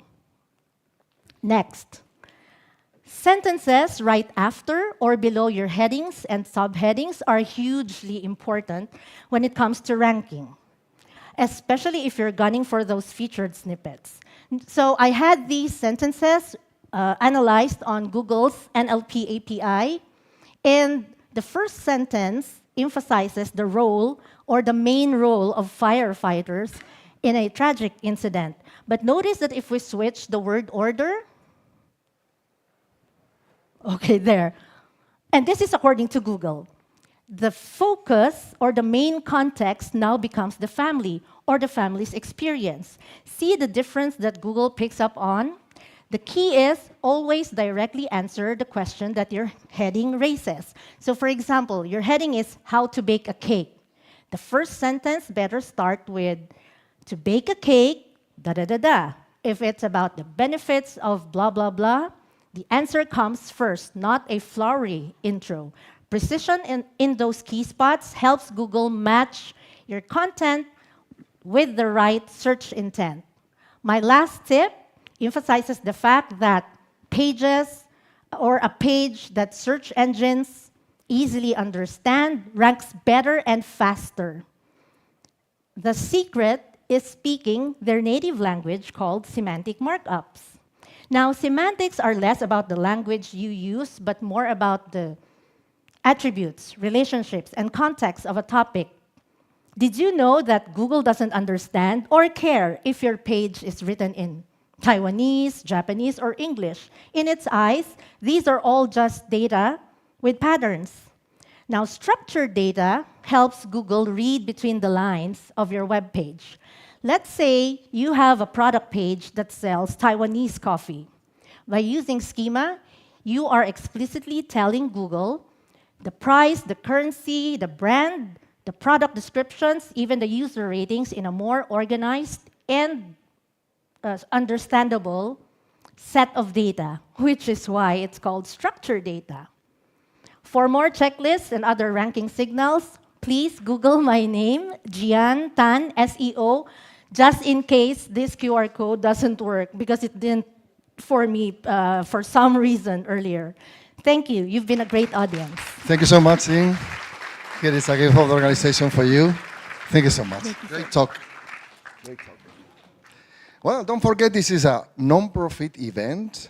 Everyone here is volunteering, speakers, organizers, volunteers. So if you have the chance to give your feedback and or to say thank you to organizers and volunteers, do it at every time. A hug, say thank you, whatever you want. This is important for every one of us. Well, related to SEO, but in a different way from the very technical aspect, we are going to have the next talk. We'll have Adam Silverstein from Colorado. He's a WP core committer for more than 10 years. In the past, he worked for Tech App, building enterprise sites. And now he's working on Google on the web platform team. He loves rafting and grow vegetables. And a specific thing about his talk, you are going to see a lot of links and resources. So wait until the last slide, because he's going to share a link with all the information you need in order to follow the presentation. With all of you, Adam Silverstein. Thank you. Big applause, please. Come on in, people. Feel free to come through if you need to come in to Yes. the side. It's very crowded. All right. Yes, people from that side, please. Super happy today to be here to talk about INP, new metric for interactivity. So INP is the new interactivity metric for the core web vitals, which aim to measure user experience on the web with loading, stability, and responsiveness. INP measures how responsive a page is to user input. It measures all the interactions on a page load, on a page lifecycle, and reports on the slowest or the worst response. And INP helps you identify these slow interactions that might not be apparent when you're building or testing your site. INP looks at every interaction on the page, excluding some outliers. And a good INP score means that your worst interaction is 200 milliseconds or less. Any response over 500 milliseconds is considered poor, and everything in between is deemed needs improvement. And since users have a variety of experiences, what we're aiming for is having 75% of users having this good experience. And INP problems are mainly on mobile devices, so that's where we're going to focus our energy, our research, and our work. Good responsiveness means a web page reacts promptly to user actions, making the site feel snappy. And many studies have shown that improving user experience leads directly to better business results. And a recent study showed that users with good INP scores are 25% more likely to convert. And a key insight into this need for this new metric is that users spend 90% of their time on web pages after they load. So we already have this FID metric that we're replacing with INP. And you can see here, this chart, that WordPress sites do very well on FID. In fact, almost all sites on the web pass the FID metric, the first input delay metric. So that's good, right? No, it's not great, because we all know that we have bad experiences on the web. We've all had the experience of trying to click on something, and it doesn't respond, and then we click again, and then suddenly two things happen. Arg, it's very frustrating. These are bad experiences, and this is what INP is going to help us capture and isolate and find and then fix. And as you can see here, WordPress sites are struggling a little bit more with INP. And INP is going to help identify exactly where users are having these poor interactions. So think of this as a new tool and an opportunity to improve your website for your users. So let's dig in a little bit more to see what INP measures. An interaction happens anytime a user interacts with your page, with a click or a touch. And let's say you're booking a hotel room, and you click on a calendar pop-up, and it's going to pop up a calendar. You click on a button, it's going to pop up a calendar and show you the available dates. So in this case, the interaction could be several events, a pointer down and pointer up, and the interaction ends when the user is shown some update, when, in this case, the calendar pops up for the user. FID measures this part of the interaction, the time it takes for the event handlers to run after the input event. This could be slow if the page is already busy with other work, some heavy JavaScript running in the background. And there's some problems, though, with this metric. It only measures the first interaction. And secondly, it only measures the time that it takes for the event handlers to file, not the entire interaction. And also, remember, users spend 90% of their time on pages after they load. That's why we have INP. INP measures the entire interaction. And this could be slowed down by problems at any point between the input being received and the update being displayed.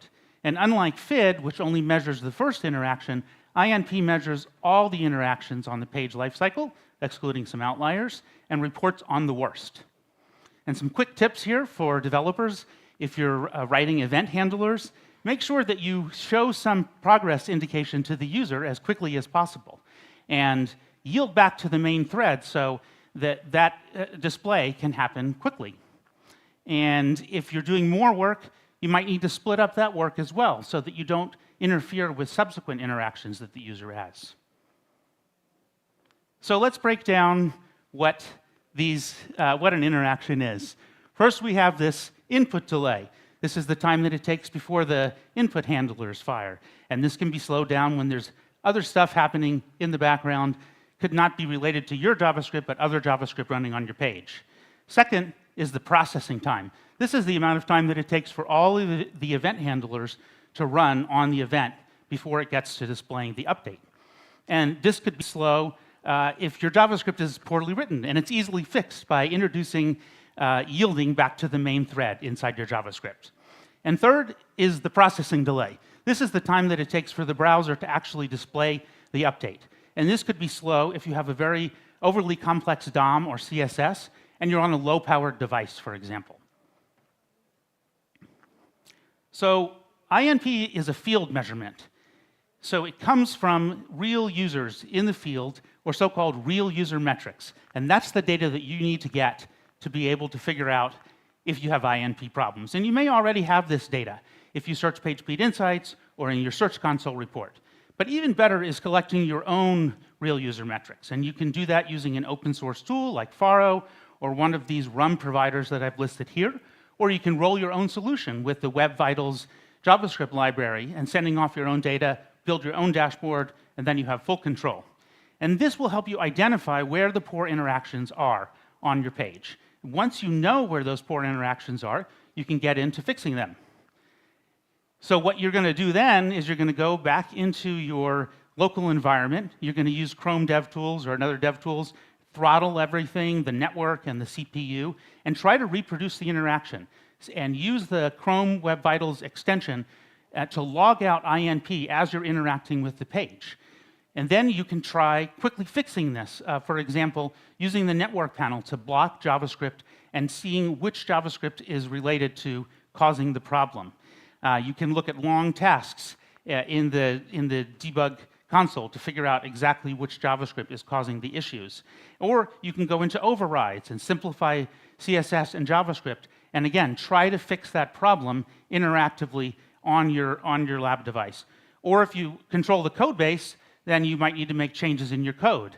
Or maybe it means eliminating some JavaScript that you're loading and getting rid of a feature that isn't that important anymore. This is a good time for some spring cleaning.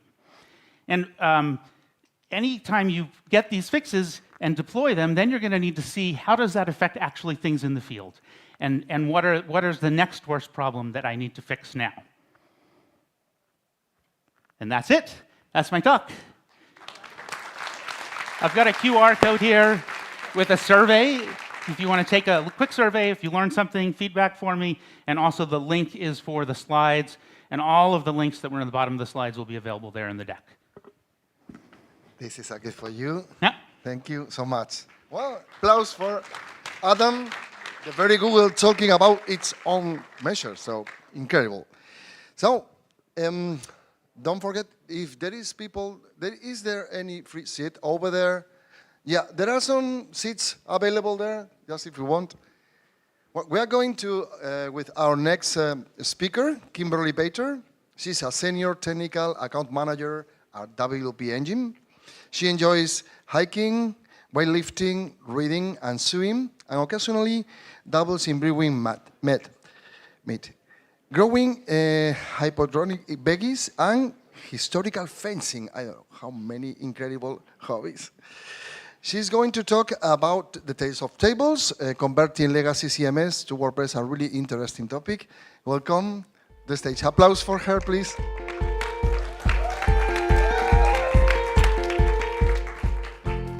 Hello, everyone, and thank you to Moncho for the wonderful introduction. My name is Kimberly Pater, and today I am going to tell you a tale of tables. These types of tables, not these types of tables. However, if you are looking for the International Conference on Woodworking and Cabinetry, that's just down the hallway to the left. Just follow the trail of sawdust. Along the way today, there will be challenges, side quests, and monsters, but we will pick up new tools and lessons to carry us forward and on to our next adventure. Before we begin, let's close our eyes and take a deep breath. Now it's time for our story. Once upon a time, there was a database wizard who lived in a cozy 2-bedroom apartment with her 2 cats. One day, a website owner came to her door. They carried with them the story of a content management system that had been custom built for them many, many moons ago. Unfortunately, over the years, the CMS had become unmanageable, and there was no one around on their team who could maintain the old code. They knew that they needed to update, both for performance and security. But you see, there was no existing tool to easily export their data out of their old CMS and into a more modern format. They were worried that this content management monster would trap all of their data and that they would have to rebuild their website from scratch. But luckily, the database wizard had a plan. For this wizard was well studied in both WordPress and MySQL. She knew her way around a database, and she was confident that she could put together the required equipment and plan in order to convert and structure the custom CMS data into WordPress tables. It was just going to take a little bit of planning. With the quest formally accepted, she sat down with her new client and started planning out their journey. Some of the broad questions she pondered were, what is the best way to extract the data? What limitations do we have? What will the final data structure look like? And what tools do we have at our disposal? But all of these questions were intertwined. Since the wizard had to not only get the data out of the old CMS, but also get the data back into WordPress, she knew that she would have to build queries and spells with MySQL in a way that would suit WordPress's post-table structure.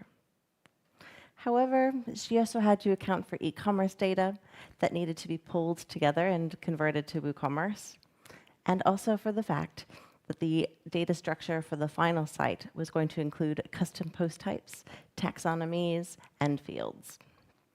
You see, there was no one-to-one relationship between the old and new tables, so the queries had to be built out with table joins and other cantrips. There were also going to be some intermediary steps, where both the wizard and her clients were going to have to work together in order to standardize and clean up old tables and data that were over a decade old. All of these requirements informed her choices of the tools and equipment that she prepared for the journey. In her bag of equipment and tools, she packed the following items. For the initial data extraction, the wizard chose a tool called DataGrip. This program allowed her to connect to the old CMS and build MySQL queries to pull out whatever data she needed. It also had incredibly useful data visualization tools so that she could quickly familiarize herself with the old CMS tables and data structure and learn all of the relationships between the tables and the old database. Because there was also a lot of data cleanup and manipulation that needed to be done before the data could be re-imported into WordPress, the wizard also chose some less conventional tools. She opted to use both Excel and Google Spreadsheets. While Excel was used to leverage its newer Power Query functionality alongside more traditional macros, Google Spreadsheets was used to collaborate with her client's team so that they could easily verify and approve content before re-import.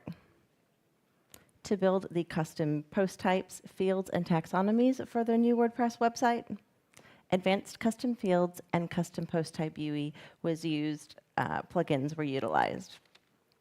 And finally, to make the process manageable and repeatable by all team members, including the less technical ones, WP all import and export was used to import the cleanup data via those aforementioned spreadsheets. Of course, even the best laid plans run into difficulties. For even though the wizard had tried to plan out the whole adventure, accounting for budget and the scope of the original quest, there were many hurdles and side quests along the way. The original data ended up needing a lot more tidying than anticipated, and some of it could simply not be handled in bulk. And that wasn't possible across the whole data set. Additionally, her client kept finding more and more side quests and small monsters that needed defeating. There were issues re-importing blog comments due to some conflicts between post types. And there ended up needing to be more complex custom field and taxonomy structures than they had originally planned for.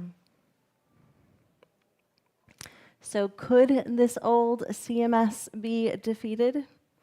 Well, the wizard and her client battled onward. They made development environments, did test imports, and built some boundaries around what could be handled in bulk versus what simply needed to be a manual cleanup process. And with testing, tweaks, reviews, and more testing, victory? In the end, there wasn't a big battle. The process involved chipping away bit by bit, and both the wizard and her client needed to stay aware of how the mission of the quest needed to shift and change over time. So what did the wizard learn? And what did she choose to prioritize when making decisions about the data set and the new website structure? Well, first of all, she focused on future-proofing. She built out the new custom post types, fields, and taxonomies in as light a weight away as possible, so that it still allowed her client to manage them on their own, even without her ongoing presence. She had to sacrifice some of her ideals around not using heavier page builders for the front end of the new WordPress website. But as this choice was the best for her client's non-technical team, and because the data and the post structure was sound and allowed it to potentially go headless in the future, in this concession, she struck a balance between practicality and best practice. In the end, the wizard completed her quest. All of the required data was removed from the old CMS and successfully imported into WordPress. If she were to do it again, she would maybe change one or two things. For instance, ACF can now do custom post types and taxonomies, which eliminates a whole plugin from the final stack. And she would encourage anyone else who's taking on a similar project to also keep their minds open to less developer-centric tools, such as Excel and spreadsheets, as these tools allowed for better collaboration with everyone involved in the quest. And with that, our story is complete. Thank you all for listening to Tales of Tables, and good luck on your own adventures. Thank you so much. Thank you. Have a new fun. This is a gift for you, for the organization. Thank you for your talk. Thank you so much. Thank you for all of your volunteer work. Okay. Thank you. Thank you. Big applause for her. Time for a little break. So, yes, go for coffee, visit the sponsors, and enjoy the event. Thank you so much for being here.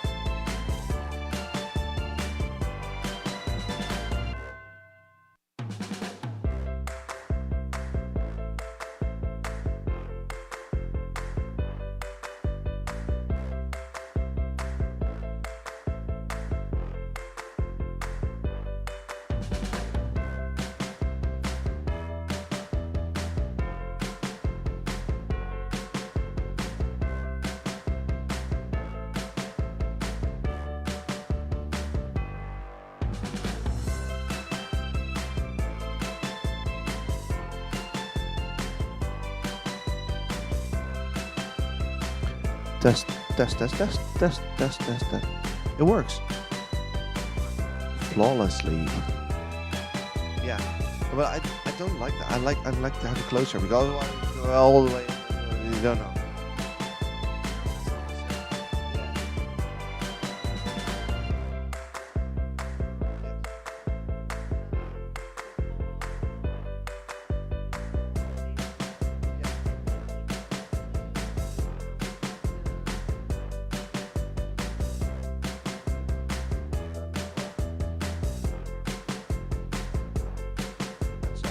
Yep. Bring your legs.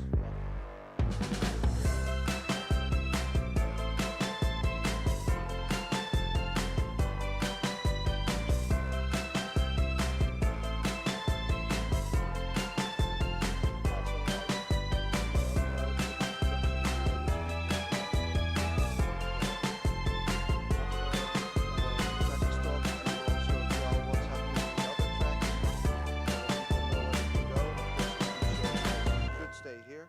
Then I'll add the announcement to find the sponsors as well. After, so in this break, tell them to go to the sponsors. Thank you. If there's any other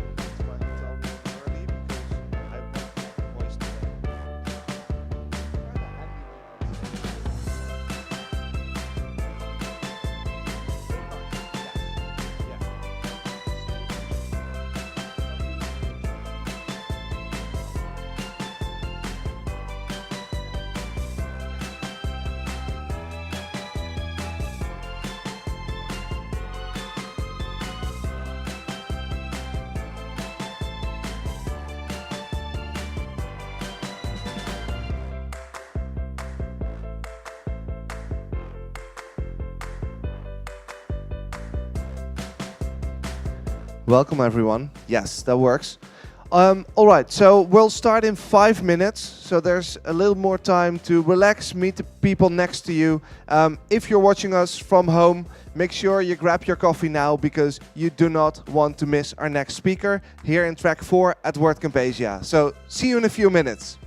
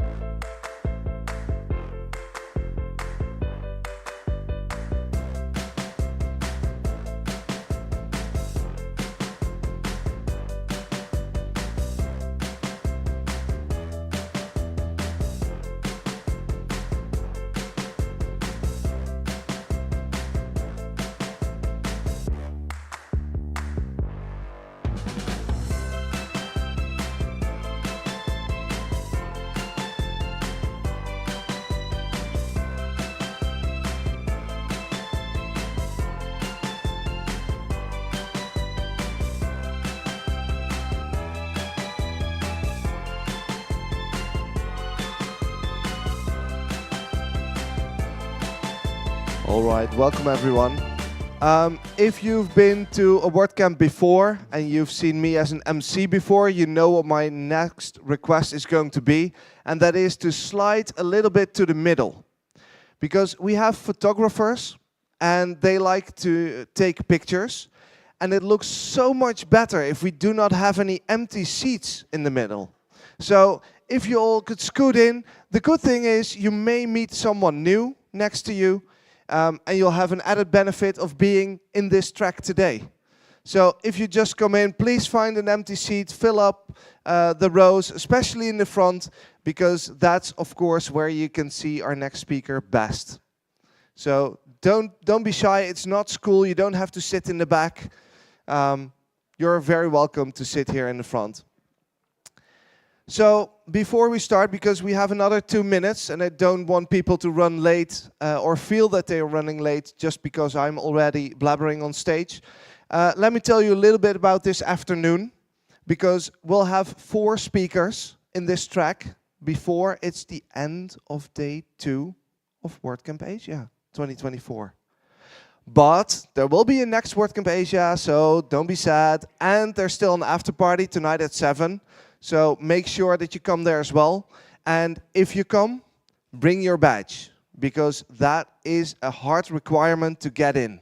So 7 o'clock, bring your badge. Don't forget it. Oh, and the theme for the after party is spring. So I'd love to see all your spring outfits, despite the weather maybe not being what you're used to in spring today. All right, so with 1 minute to spare, this afternoon we'll have Hidetaka on stage. After that we'll have Jacqueline.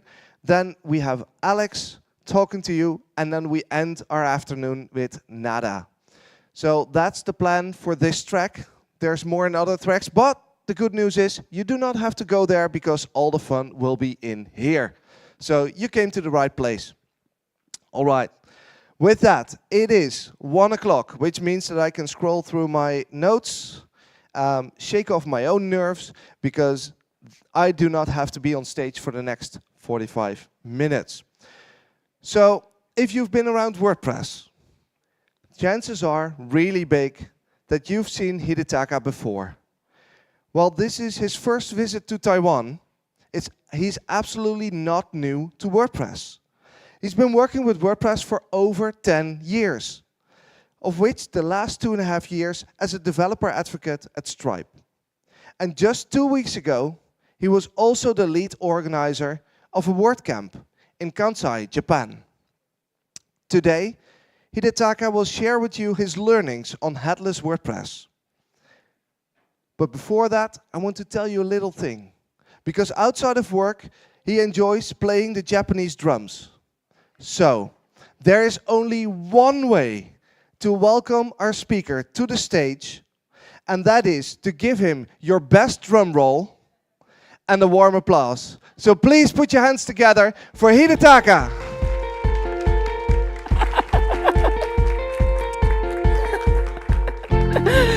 Thank you for that. I'm really happy to such a warm clap. Anyway, thank you for coming together. Today, I'd like to share my experience and the journey of building the headless WordPress site. I want to ask you about a quick question.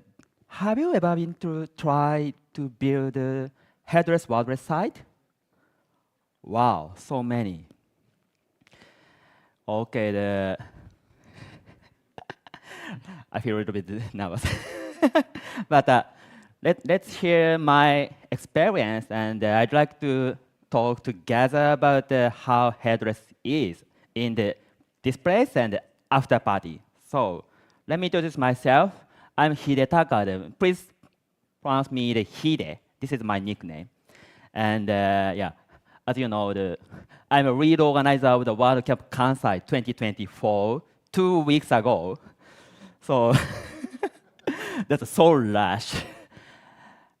And today's my point is that I'm going to submit my homework I get 9 years ago. What is this? In the WordCamp US 2015. This is my first flagship WordCamp I participated in. And I heard this slide, learn JavaScript deeply. This is the key word Matt Warren said in the keynote. So the 2015, the WP API V1 has launched. So I'm start to run and try touch the WP API and JavaScript and PHP at the beginning. So I said 9 years ago, 5 years, I made a huge mistake. I have to correct the title. So I'd like to talking about the journey of the 9 years at my talk. So after back to Japan, I start to learn what WP API is. So I try to create a simple WordPress plugin just called WP API from the shortcode. So I just use the WP remote get and the WP remote post function. So the main goal is the understanding of how we can use the WP API. And also, I learned the workshop and the Japanese WordPress community. I'm not unsure about the JavaScript and also jQuery, but it's really easy to get a post from the front end. So that's a really exciting and a great experience to me at the moment. So I start a deep dive to the WP API and headless WordPress. So that the next years, I create the first theme built by the WP API. This is my theme. And the WP Kyoto is my personal blog post, the blog site built by the JavaScript. So I try to run build a React application by Gulp, and I'm not unsure how I can host the React application on the web. So I enqueue the build a JavaScript inside of WordPress themes. So this theme has only 2 PHP files, index.php and functions.php. What I felt at the moment, first impression, I want to write a PHP again. That's why. Because the React application on the WordPress is the decrease the benefit of the both platforms, also WordPress and React. Why? When we build a React application on the WordPress themes, we can use shortcode and widget and also the block. And we cannot use a template hierarchy. And so it's hard to customize the view depends on the category or the post or any other things. And also, we cannot use a WordPress function, useful function like a WP prefix. And also, the side of the React application, we cannot use the server-side JS because they're rendered by PHP and WordPress. And it's hard to build a dev server. So I have to run the WordPress and the React application through the background. It's not comfortable. So the look back from now, if we build a JavaScript or React application on the WordPress application, we have to use the view script in the custom block. This is a close to build a React application on each WordPress site. And it's good to use the WP API to build a dynamic client, like getting the external data like the Yahoo API or the Google API, or also the LLM API. I'll go to the next years. I try to do the new things. Have you ever seen the Amazon Alexa? I'm Alexa champion. So in 2017 to 2018, I'm focusing on the creating the Alexa application. And that's a backend, and the fundamental is very simple. Users say the input by voice, and Alexa convert the voice to the text, and the API just process the text to text. And Alexa read the text, the response text to the voice. So we only focusing on the JSON API. So, and the WordCamp Singapore, maybe 2016, I tried to submit my presentation about WordPress and Amazon Alexa. So this is a screenshot of my presentation. So the left side is the behavior of the Amazon Alexa, and the right side is my contribution at the conference. So Amazon, if we build a custom voice application, we need to get the data source. So the database or CMS or like that. And WordPress provide the RSS feed by default. And also the good point is Alexa skill is that the Alexa skill can read the RSS feed. So we can create a custom Alexa application just read the RSS endpoint into the skill. Let's look up from now. So the headless WordPress is mostly talking about building the GUI, but also we can create the omnichannel distribution like a voice application or chat application, or also the well-known about LLM or the lag. So I want to keep discussing about the headless WordPress and the use case, not only the GUI. Let's go to the next years. Finally, I decided to leave the WordPress theme. Why? I realized the useful static site hosting, like a Netlify or the Amazon AWS, the Amazon S3 or like that. So I tried to replace front end to the React SPA, single page application. So this is a simple example code. At the moment, I use the React and the Redux and the Redux Saga to fetch WP API data in the client side. And one thing we have a problem about distributing the website as the single page application is SEO and Open Graph, because the rendering only single HTML file. So the Google and the Facebook or the X recognize only top page on each the content page. So my solution is using the Preview Render. This is one of the functionality of the Netlify. And I try to do another way using the run the Node.js server to render the React application on the server. My opinion about building a single-page application is that,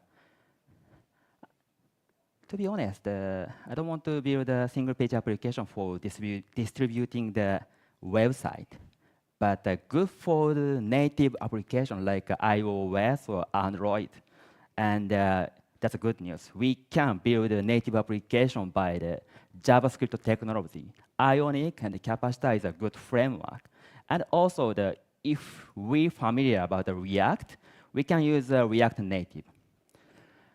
Or if you're curious about the Dart, we can try to use a Flutter.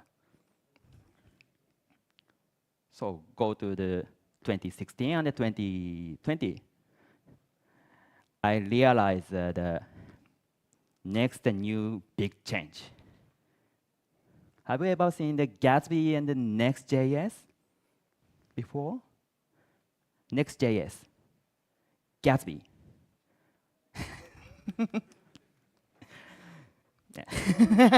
Shake hands together later. This is a React framework to build a JavaScript application, the React application, as the server side or the static site generation, well known as a Hugo or like that. And they try to distribute the useful integration of the framework or plugin. Yes. The Gatsby providing the create a source plugin, the Gatsby source WordPress. And the other side, this is not provided by the Basel. I believe the WP engine, yes, thank you. WP engine create a headless WordPress framework named Fast.js. So what's the difference between the Gatsby and the Next.js is the importing the data. And the Gatsby pulled every data before building the website.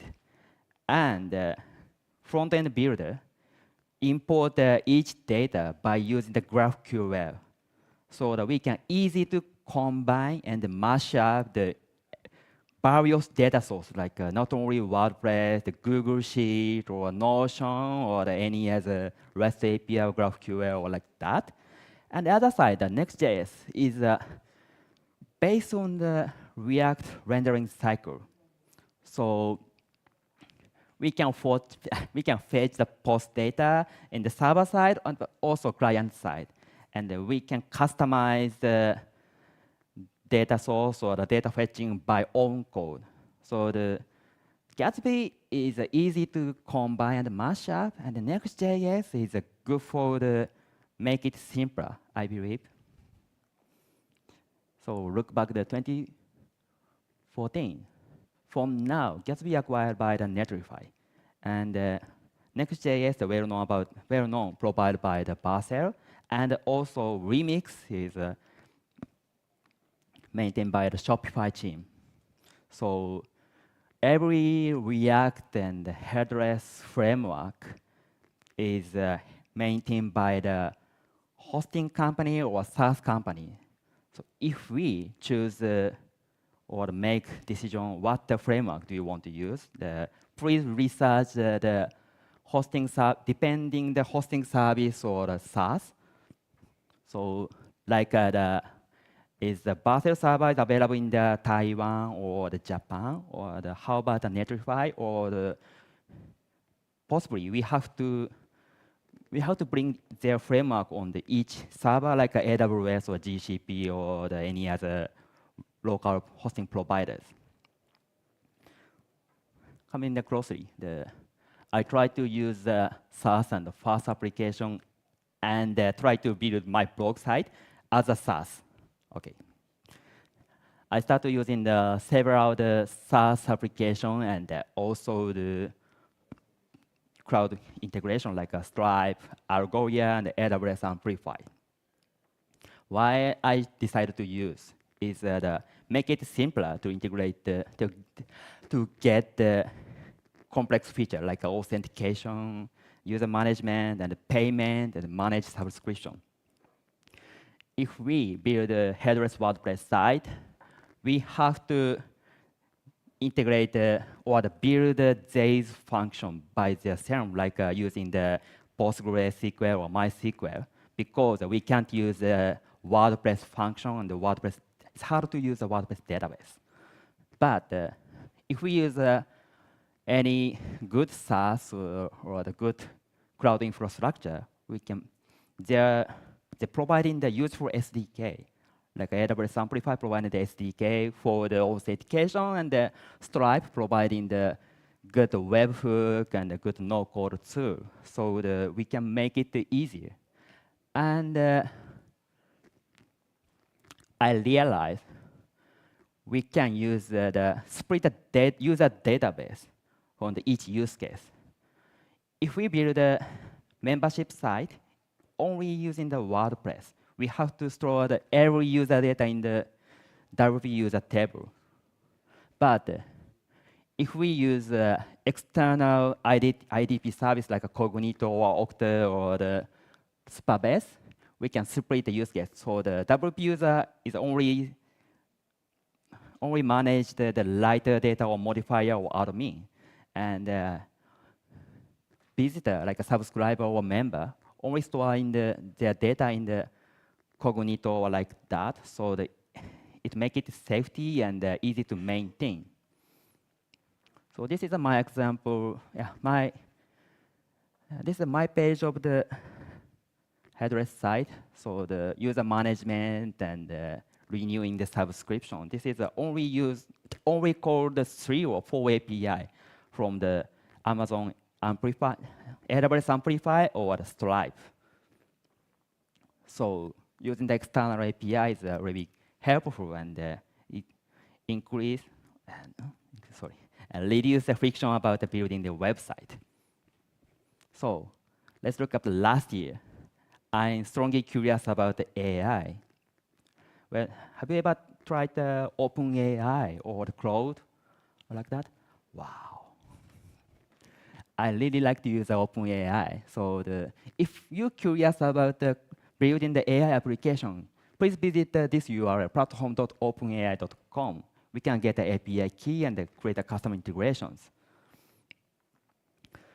So my strongly curious point is we can use the machine learning model and the large language model as an API service. It's really helpful to me because I'm not unfamiliar about the machine learning technology and the LLM like that. I just want the API.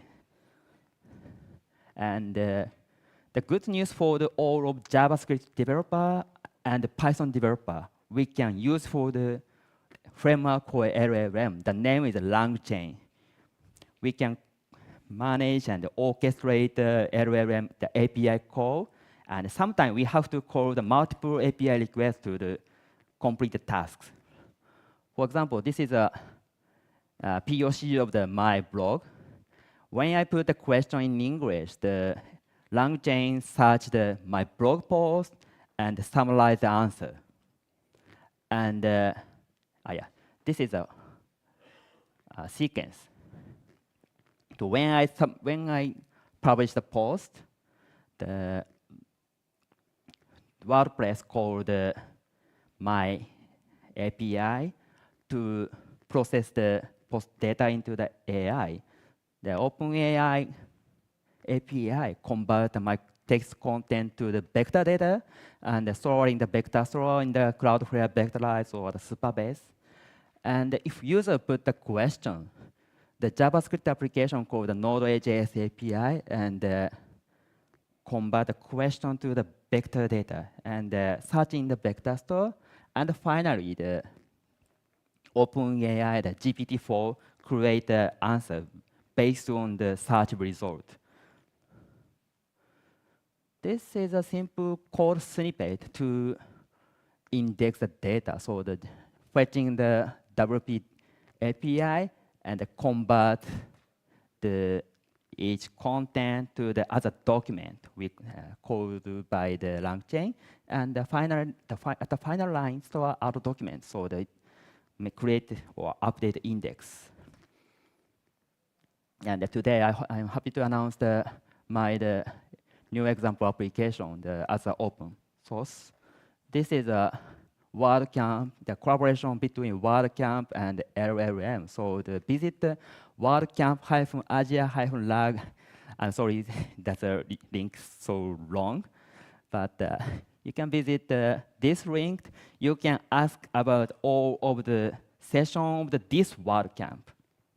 And if you're curious about the source code, you can visit the top of link. You can read my JavaScript applications. So what LLM and OpenAI LangChain bring to me is change my role of my blog post. Currently, our blog post is a dev blog post, but getting the power of the LLM, I can convert the website to the knowledge base so that I can ask me about what I did 2 years ago, or write something asking about my past challenge, or someone don't have to send a DM to me, just asking the AI assistant. So in this year, I want to try to convert my blog post to the knowledge base. Yes. And I realized the data model is close to the CQRS, the command query responsibility segregation, because I or some writer writing the content and insert the data from the WP admin, and the backend sending the post data for the external various database, full text search, vector store, or NoSQL database, or like that. We can optimize the search query or calling the API more efficiency, because the full text search is a powerful search functionality. And using the vector store, we can create a recommendation or the LLM empowered application. And also like that.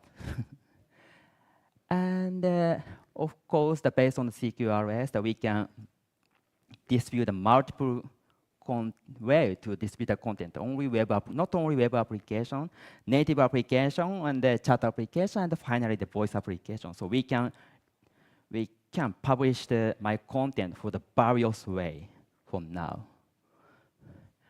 And additionally, I realized using the headless technology, we can easy to renew the front end, because the front end application just fetching the data through the WP API. So we can create multiple application and just switching the DNS record or deploy destination. So we don't have to prepare the Docker container or the background or like that. Just run the npm run dev or npm start. It's really comfortable to me. And I'd like to talk about 3 more use cases about headless WordPress. I already talking about the omnichannel distribution. The second one is minimize impact. Sometimes the WordPress make a failure by the various reasons, update the plugin or the disk full or the attack or like that. In case of the monolith WordPress, the website is getting the 500 error. But in case of the headless WordPress site, that depend on the Next.js application, we can keep partially showing the content, because the Next.js application of calling fetching the data through the WP API. But once we add error handling in the Next.js application, the website, of course, we can't see the content data because the WordPress is down, but the layout and the user experience, they are live. That's the difference of the CDN and the serverless front end. And second one, I only remained 5 minutes, so I'm speaking more quicker. We're about to see the Figma to React. For now, the several design tools have a functionality to convert each design data for the HTML or the React data. So sometimes the people try to create a WordPress theme, just create a static HTML and WordPress to be a WordPress theme. But we have to thinking about the many conditions and many blockers, like is this static HTML support the template tag, or thinking about the default CSS provide the WordPress core, or like a block Gutenberg, and is it possible to build a website as the custom block or the default block?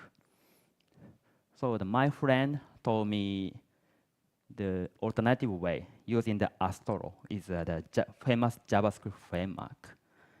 It's really close to writing the WordPress scene. So yeah, React is useful, but hard to get started for the non-JavaScript developers. But Astro looks close to the simple HTML file, and also including the also writing the PHP code like a JavaScript. So similar style coding the themes, and it's good to build the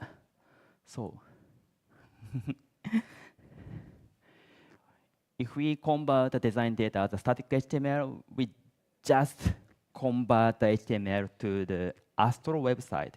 It's a low friction. And if we want to, I and my friend talking about it's a good way to build a new style, the full scratch WordPress theme. Because the full scratch themes is, I believe now not unfamiliar about the block theme or the full site editing. So if we want to keep to build this way, possibly Astro and the WP API helps you to keep these workflows. And finally, this is I believe the enterprise use case microservice. Okay. Sometimes many people want to write or adding the data from the various way. The WordPress is really good for the writing the story and the blog post, the long form content. But someone like the customer support want to get the testimonial, they want to use a Google form or any like a form service and store the data in the headless CMS or the Google Sheet.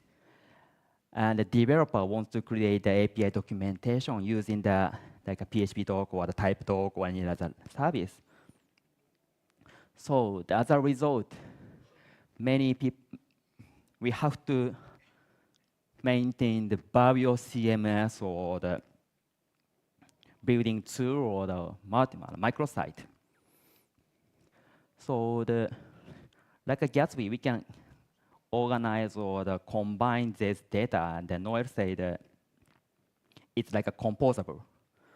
So the WP API and the block might help to build a composable content. For example, my personal portfolio site importing the multiple data sources like WordPress. Micro CMS is one of the famous Japanese headless CMS, and importing the plugin or the library data from the NPM or WordPress org. Okay. And finally, I want to tell the one important thing. I'm talking about how JavaScript is useful, but keep in mind, PHP is not going away.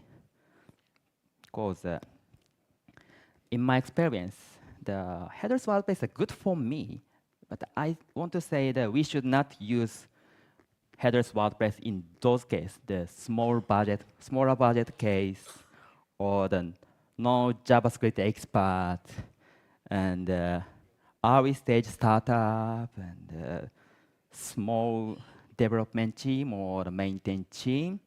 And of course, if you have many or the strong WordPress expert, please use block theme as first. Why?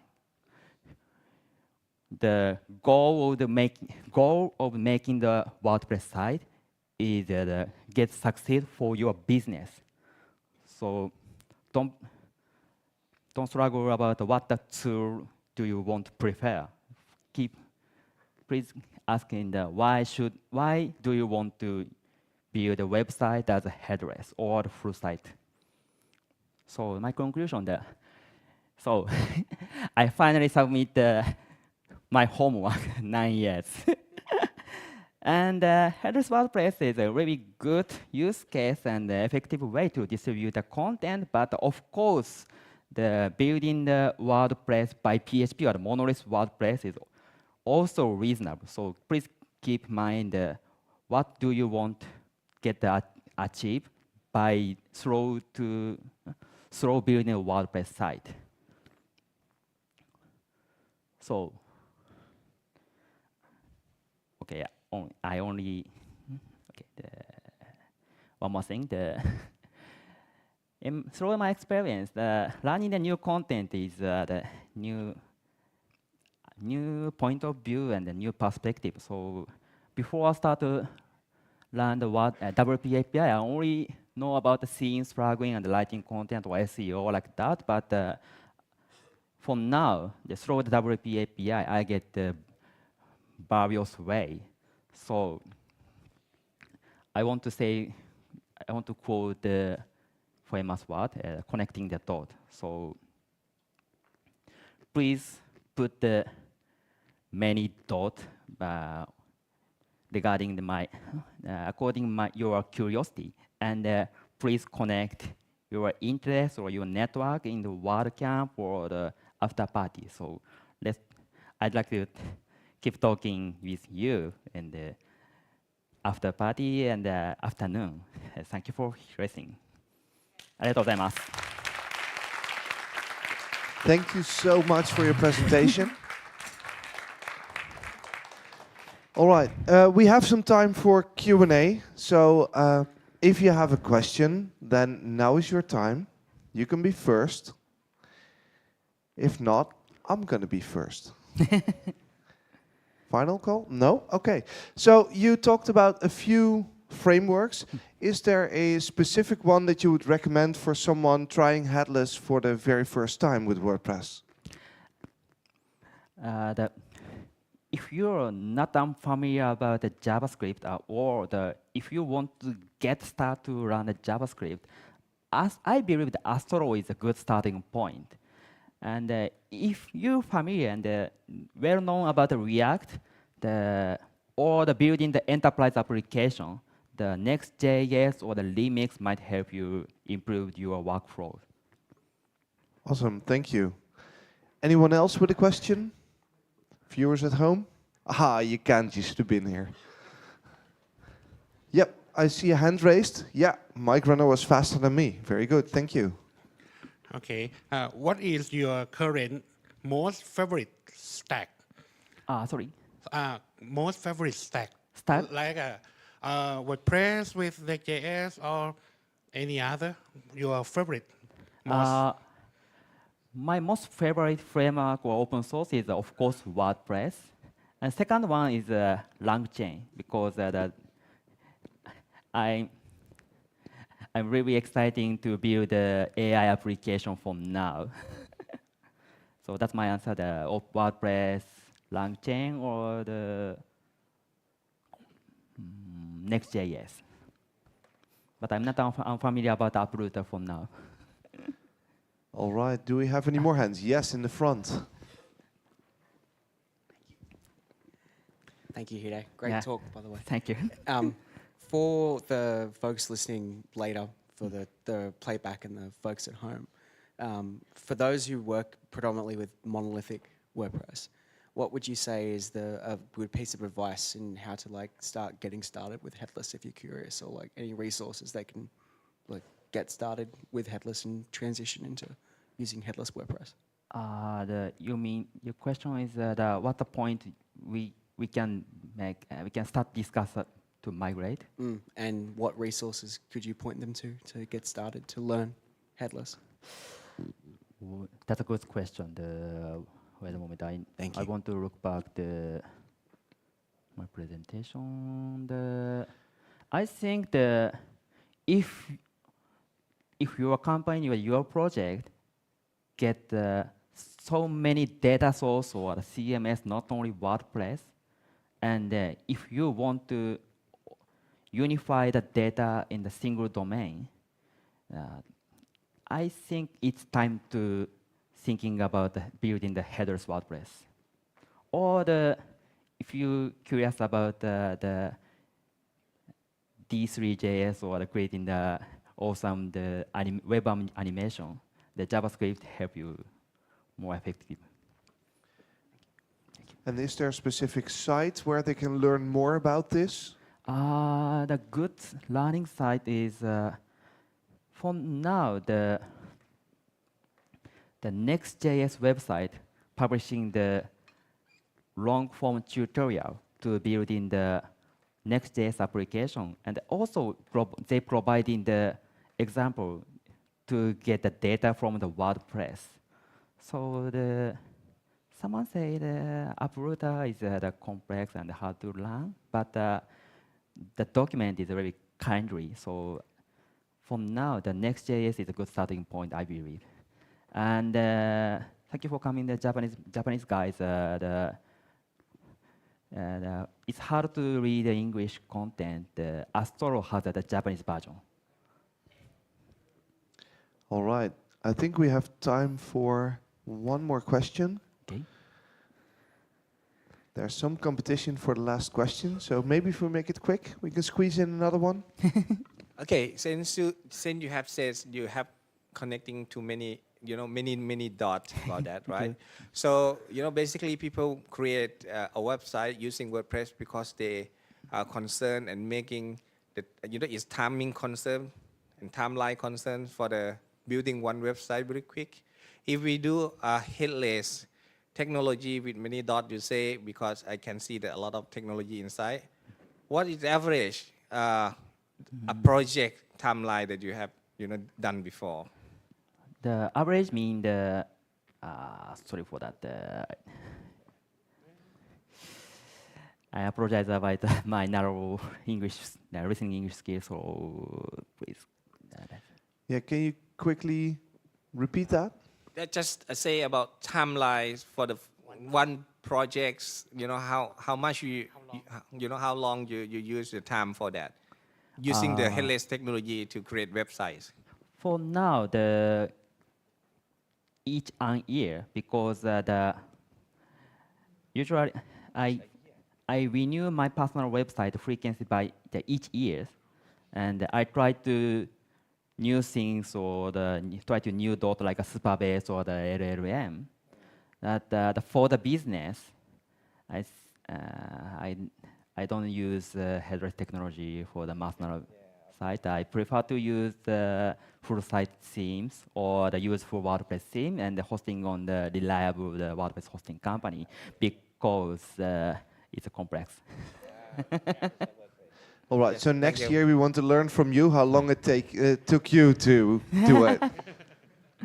All right, I think we've come up on time, so thank you very much for your questions. If you have any other questions, please find Hide later at the WordCamp. But before we leave, let you leave the stage, there's a little thank you from the organizing team.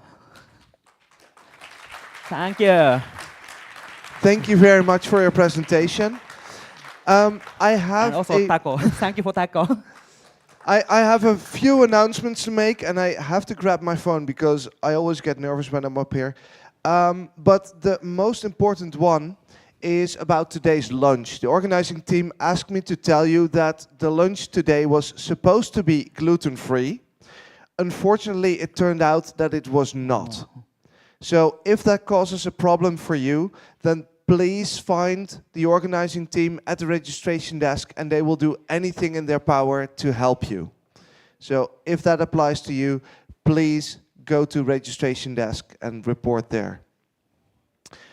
After this serious note, there's also good news because we have some time between sessions. So I'll let you leave the room for a little bit, but I expect you back for the afternoon. This is just enough time to visit our amazing sponsors. They're both next door and upstairs. So make sure that you grab their swag, that you have those conversations because they make this event possible. And of course, if you pass by the swag station on your way to the sponsors, make sure you grab your WordCamp swag as well if you haven't already. Then after our little break, we'll be back here with 3 presentations by Jacqueline, Alex, and Nada. So see you in about 20 minutes, just under.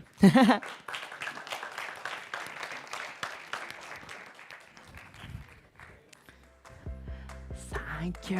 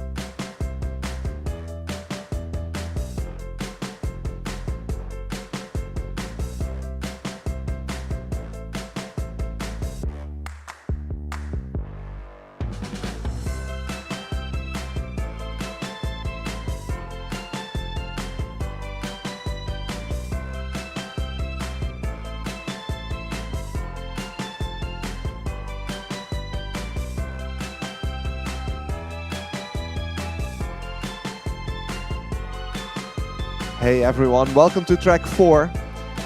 If you were here for the previous session, you already know what I'm gonna say now, because I'm gonna ask you to please scoot together a little bit, because we have people coming in late, and it's nicer if they can sit on the outside. So come sit together, scoot in a bit, make sure that we have a nice filled center area. It looks nice on pictures as well. So that's what I'd like you to do. And then if you sit next to someone you haven't met before, well, that's what WordCamps are for. So this is your unique opportunity to make some new friends, to introduce yourself, and maybe find your new business partner. So go say hi to each other, don't be a stranger, and we'll be back for our next talk in a couple of minutes.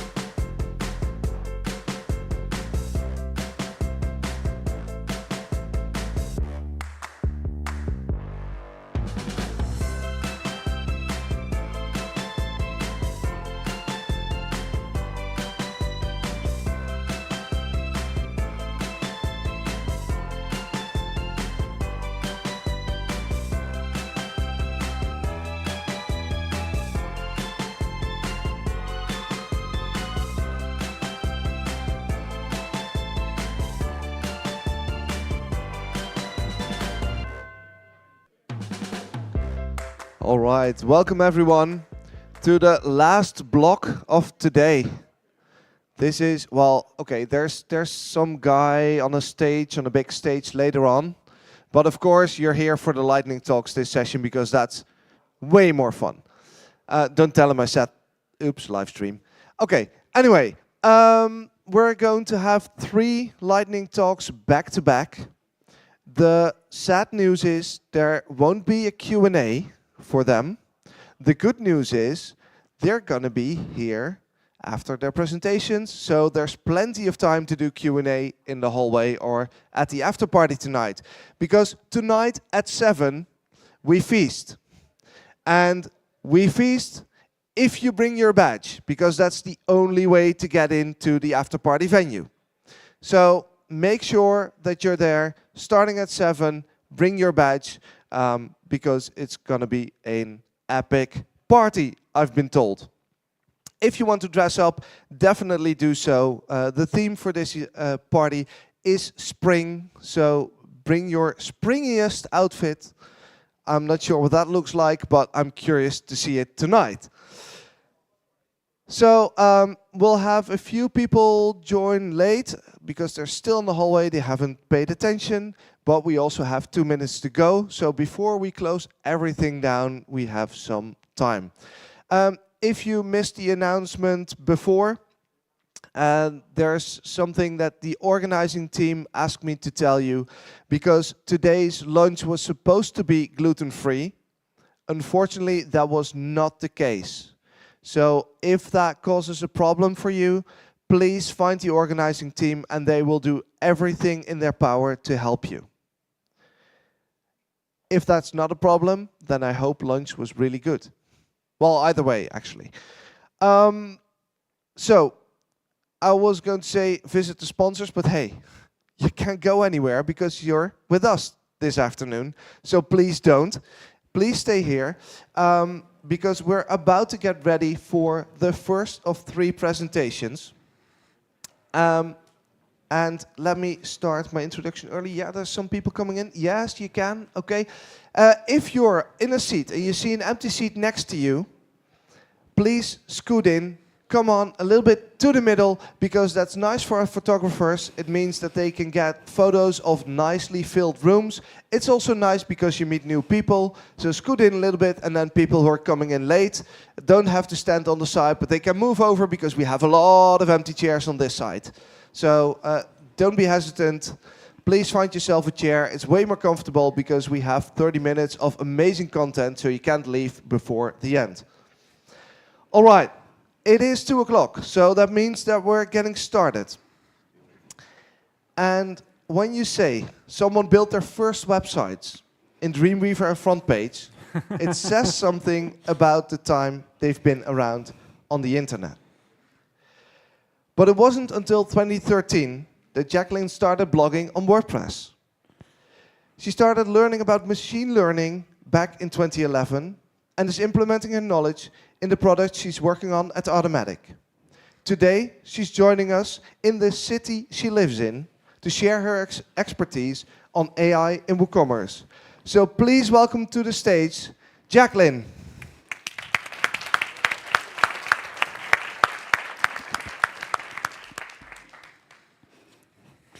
Thank you for the intro, Taco, and thanks everyone for coming to the talk.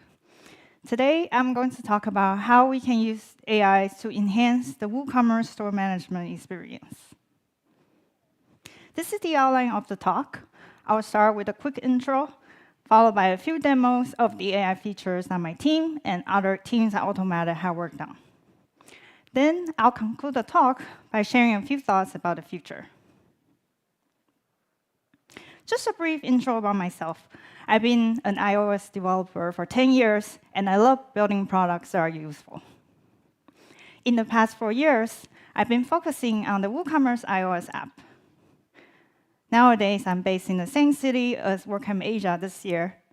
And for anyone who comes from abroad, welcome, and I hope you're enjoying your time in Taiwan. Now, I'm going to dive in the first AI feature about product creation. Creating a product can be a time-consuming task. it requires lots of manual entries, like picking tags and categories. Some entries also require e-commerce expertise for the product to be optimized for SEO and sales. Since AI models were trained on a large amount of online data, including e-commerce stores, it can make educated guesses about a set of product details. This feature is available for WordPress.com and WooExpress stores in the web and the mobile apps. To take one step further in the product creation process, we can also just provide a product image without any text input. This feature is available for WordPress.com and WooExpress stores in the mobile apps. Using Apple's Vision API, it scans the text in the product photo, and it generates the same set of product details. It takes all the text in the product packaging photo into account, and sometimes it can discover details in the secondary text that are easy to miss. With OpenAI's latest Vision API, it also enables taking any product photos without any text to generate product details in the future. Now, I'm going to share one example of how we can use AI to write marketing copy. When sharing a product in the store, the merchant usually has to prepare a different message from the product description to tailor for social media, like a catchy paragraph with hashtags. By providing the information of the product with optional details to AI, it can generate a marketing message with optional tweaking to share on social media. This feature is available for WordPress.com and WooExpress stores in the mobile apps. Next, I'm going to show how AI can help with product images. For a lot of visual shoppers, how the product images look like can be a big factor of whether they purchase a product or not. It is a common practice to remove the background for a clean look. This background removal feature is available for WordPress.com and WooExpress stores in WP Admin. In my past experiments with Apple's Vision API, we can also apply background filters. It detects the objects in the product photo, and it only applies the effects to the background. Another interesting background effect is to highlight a subset of objects in the photo by the tap gesture, and it can be helpful for variable products, showcasing different variations. The next level of image effects is to replace the background of a product image. This can be helpful for a consistent theme throughout the store, or just to create a more fitting background for the products. As you can see on the left-hand side, this is the original image, and it has a messy background. By providing a prompt about the background that we desire, it can replace the background right away. As in the image in the middle, it looks pretty realistic with the sharp salmon and salad edges and the overlap between the tablecloth and the plate. However, as you can see on the right-hand side, the quality might sometimes not be the best, like the wooden table looks a little unnatural. After showing a few examples for individual products, now I'm going to talk about store creation. For new merchants who are just starting a store, creating a store from scratch can be intimidating. In this feature that other web teams at Automatic have worked on for WooExpress stores, the merchant can just specify a description of their store and some style options to start. The description of the store can be a list of highlights about the store, and the merchant can specify how the store might look like and the writing style of the content in their store. After that, it will output a functional WooCommerce store with a few stock images and products. Now that I have shared all the examples for this talk, I just wanted to share a few thoughts about the future. First, in the AI models that we experimented with, there is still some room to reach a high reliability and quality. For example, the response will sometimes return in a different format from what was specified in the prompt. However, I think it's just a matter of time for the community and industry to get there. The next focus area could be how we utilize AI's training for a large amount of online e-commerce data to help a store with content, analysis, and research. The first direction is on content generation, where we can use AI to generate text and images for various places in the store beyond the examples in this talk. The second direction is to provide information about the store. Then the merchant can ask any questions about the store, like stats, or to perform basic store operations. Additionally, I think AI can be very helpful for market research. Similar to the example shared earlier, AI can further help us with keyword research when creating a product. Price can also be an interesting part because it can be challenging to optimize it manually. If a product's price can be kept up to date to boost sales, but also maintain a balance for the overall sales of the store, it can contribute to a store's success. Lastly, when AI models can better take in live data, marketing strategies from AI can be very helpful for merchants without a lot of marketing experience. In summary, the future could be how we utilize AI's knowledge from its training to offer a great user experience that integrates with the store management seamlessly. That was the end of my talk.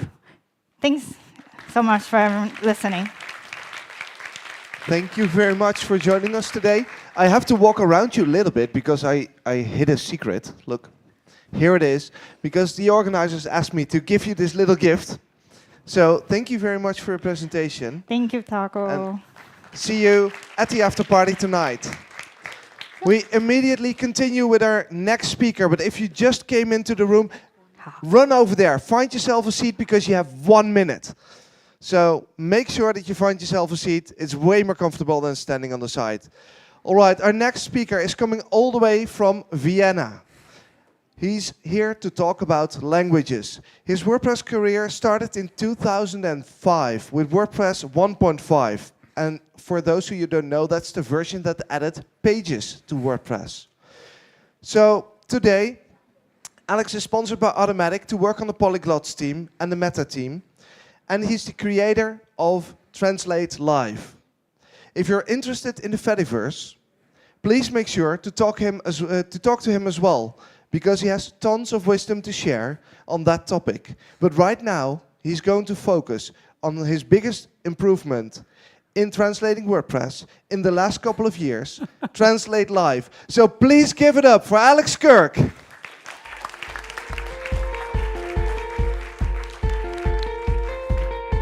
Thank you, Taco.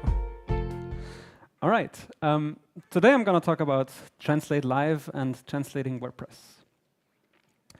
So translating WordPress mostly means contributing translations to the WordPress project from English to your language that you speak.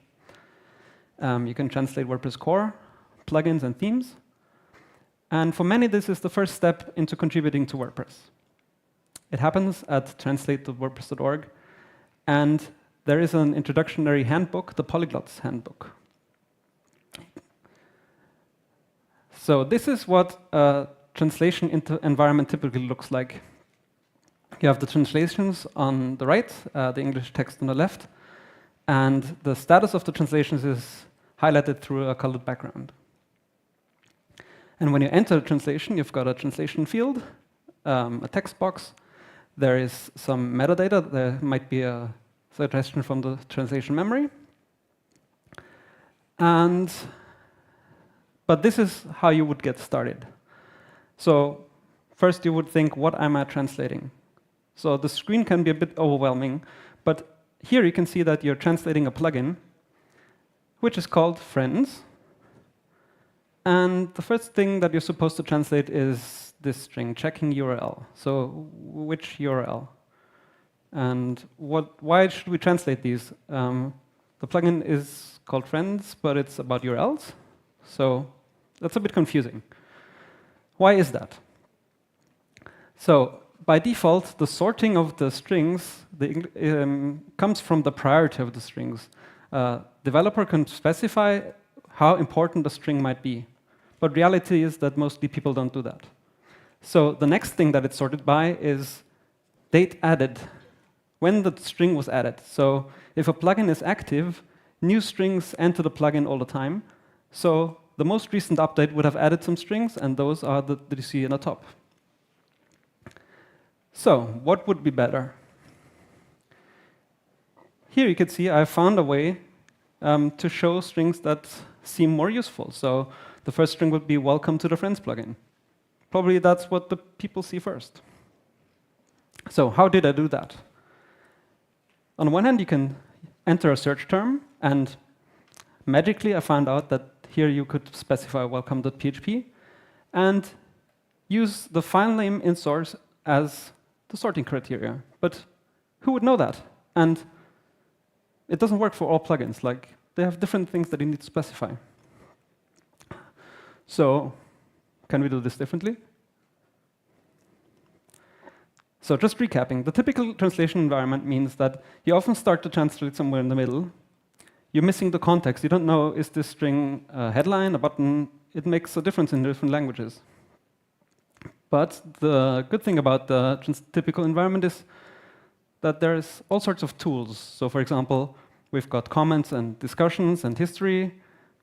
There's placeholder highlighting, warnings. There's a glossary where you are hinted to how to translate typical terms. You get translations to other languages, which could be useful if your language is similar to another language. And we've got translation memory and machine translation there.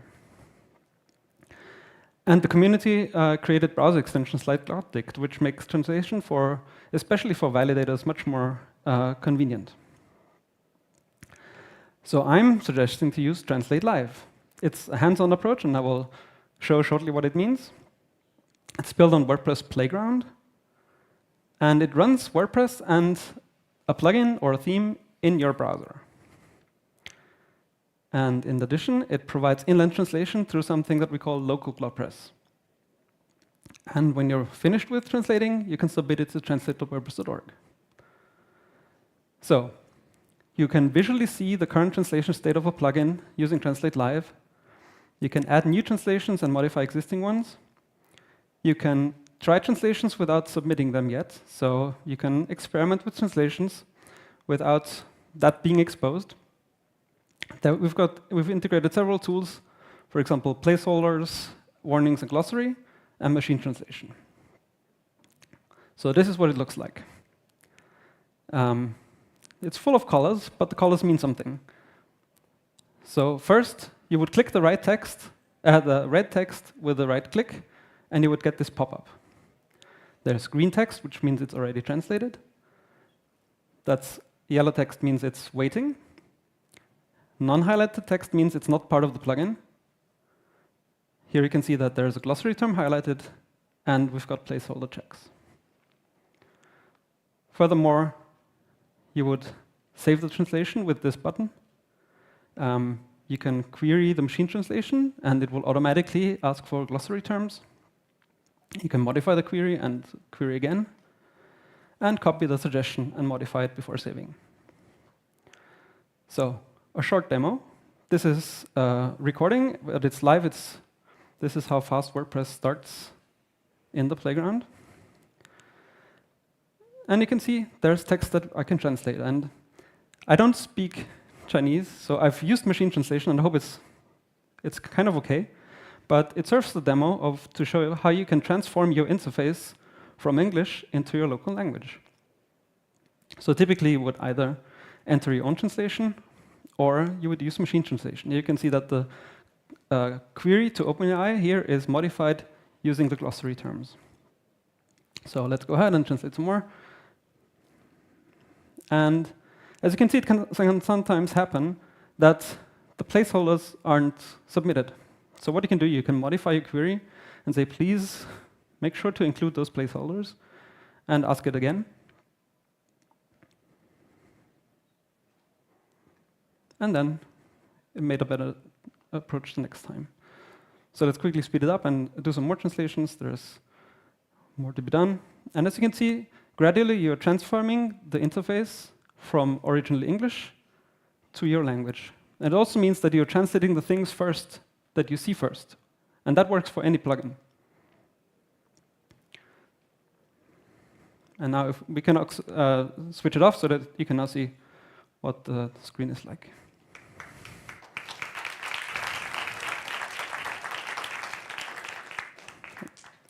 So how do you access Translate Live? It's very easy. On every plugin or theme page, there is a Translate Live link. You can click it, and it will boot up the plugin in your browser. So some things about Translate Live that are important to know. So it's very quick to get started. It works without a WordPress.org account. If you do that, you just download a PO file when you're finished. It's very visual, as you just saw. And it's good for translating a theme to a new language from scratch, or to modify existing translations and improve them. You see the translated items in context, and you know, like, some languages are shorter or longer. You can immediately check if it works for there. Good to know. Don't forget to submit. The idea is to try it, but also, like, you can throw it away accidentally if you don't save. So submit it. There's a button at the bottom. And also, if you have a very complete translation of a plugin, it might not be the best tool. Then it can be hard to spot that final missing string that you want to translate. So use the table view for that. And also, the performance depends on your computer. And speed is like 7 megabyte initial download. And it is cached, so the next time you try it loads faster, but just keep that in mind. There's some things that can still be improved. It's hit and miss. You saw that sometimes English text is not recognized. There was this gray box in the demo that didn't work. Very large plugins can be slow. Some plugins, before you can really use them, they require a setup. So what to do about that? And other plugins are sometimes needed to actually run this plugin. So I can have a recommendation here for plugin developers. There's a new plugin preview feature where you provide a blueprint in your plugin, and there's this URL where you can find everything about it. And Translate Live will use that same blueprint to boot up the plugin into a state where you can start translating right away. So a summary, it's an easy way to get new translation contributions started. It's accessible for all plugins. And yeah, the local WordPress that actually is powering this will be shipped in WordPress 5.0. So you can actually use that on your own WordPress coming forward. Thank you.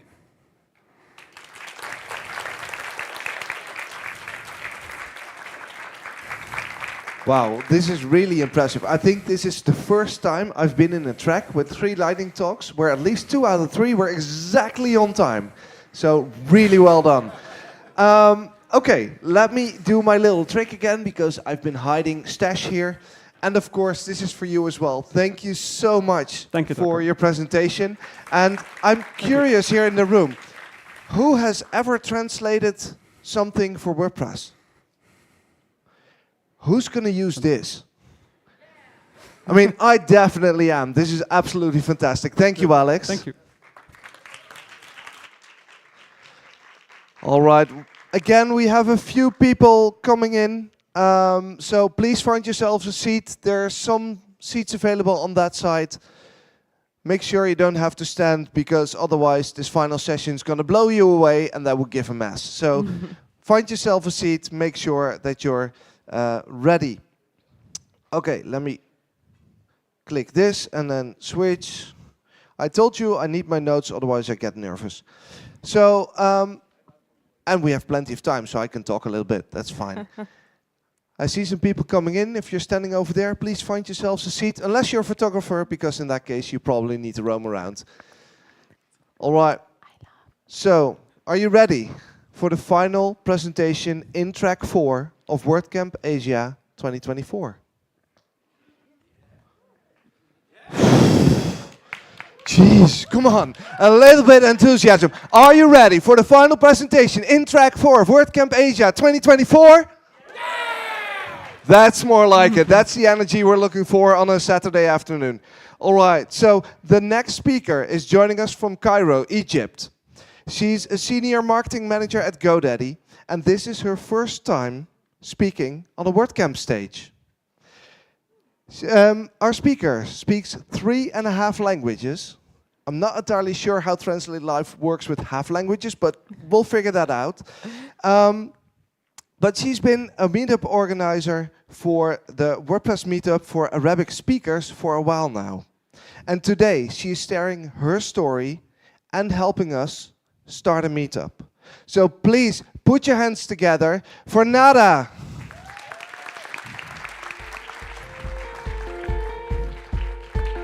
Hello. How many of you have attended a meetup, a WordPress meetup in the past 6 months? Okay. How many of you have organized one in the past 6 months? Let's applaud them, please. It's hard.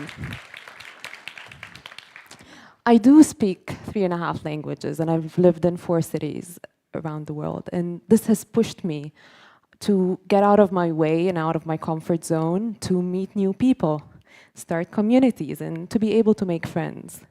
And although I've been using WordPress for 5 years, I'm not going to tell you how old I am, but I attended my first ever WordCamp in March 2023 in Bangkok. And this was my entry point into the WordCamp or the meetup communities of WordPress. I haven't had an idea before that day that how amazing that community is. And since I'm an Arabic speaker, and there are more than 300 million Arabic speakers around the world, I went online and I Googled the meetups and WordPress-related content in Arabic. And I found that there's a huge gap where there's very, very little content online of WordPress in Arabic. So what did I do? I started reaching out to the existing organizers, and I realized that ever since COVID, most of them had either stopped or have just taken a step back and decided that they will not be doing any more meetups. They got busy with their lives. So I said, you know what? I'm going to start one. I think it's worth it. And that's what I did. And ever since then, we have had 4 online meetups and 1 hybrid meetup where we had the live recording, but also a few people have attended offline. And we have had a growing community of over 100 members across the world. But you might be asking yourself, how can I start my own meetup? You don't need to have like an official WordPress meetup to call it a meetup. Any get-together of WordPress enthusiasts is a meetup. But if you are interested in creating an official one, here's what you have to do. First thing is check if there's an active WordPress meetup. You can reach out to the organizer and ask them if you can co-organize with them or you want to volunteer or help them around.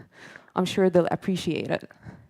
If you can't find one or if they're inactive anymore, you can fill out the meetup interest form. It's in central.wordcamps.org. Or if you already organize a meetup that is not official and you want to move it to the chapter program, you can still do that through the also the central.wordcamps.org. Now, what are the benefits that you get when you join that program, the chapter program? All the videos and the recordings are going to be streamlined on the WordPress.tv. You also get WordPress swag for the attendees. You get the support to cover costs like rental, which can be sometimes costly. And in general, you get a lot of support that you need. Now that you have your meetup set up, you filled out the forms, you have everything ready. That's the hardest part, the pre-meetup planning. I want to say I start planning for the meetup maybe 3 or 4 weeks ahead. And the first and personally the hardest part is finding qualified speakers who want to dedicate their time to speak. Sometimes they would ghost you, or sometimes they would just decline politely. But if you find a qualified speaker, you start talking with them and have an open conversation. Ask them like the topics that they would like to talk about, that they're comfortable with, but also think about it from an attendee perspective. If you were an attendee, would you want to attend this meetup or not? And based on that, you get to agree on a topic. And then coordinating a time, date, venue can also be a daunting experience, because is it a weekday? Is it a weekend? Is it a morning session? Is it an evening session? Are people going to come? Are people not going to come? So this is also a big part of the pre-planning phase. And then once you have all the details lined up, now you start working on the creation of the event page, the description, creating some marketing materials, posting everywhere and anywhere. Sometimes I even get my friends and family to post about it, like, tell everyone, please. And then maybe a few days before the meetup itself, I have a chat with the speaker, make sure that their content is like the content is well written, the journey is smooth and seamless, and that they're comfortable with the meetup itself. And then during and post the event, interaction and communication is super important. So I make sure that I record the session and then post it or do a live stream sometimes, and then send a post survey after the post meetup survey to get to gather feedback from the audience. So ask them, were they happy with the topic? Are they happy with the speaker? Would they want to come back and listen to the same speaker? Are they interested in more beginner topics or more intermediate or more professional topics? One of the mistakes that I did was that I started with very tech-savvy topics, and I realized that this is not what people want to hear. Like, people want to know the basics of the basics, things that you might think are very, very easy, they might not know.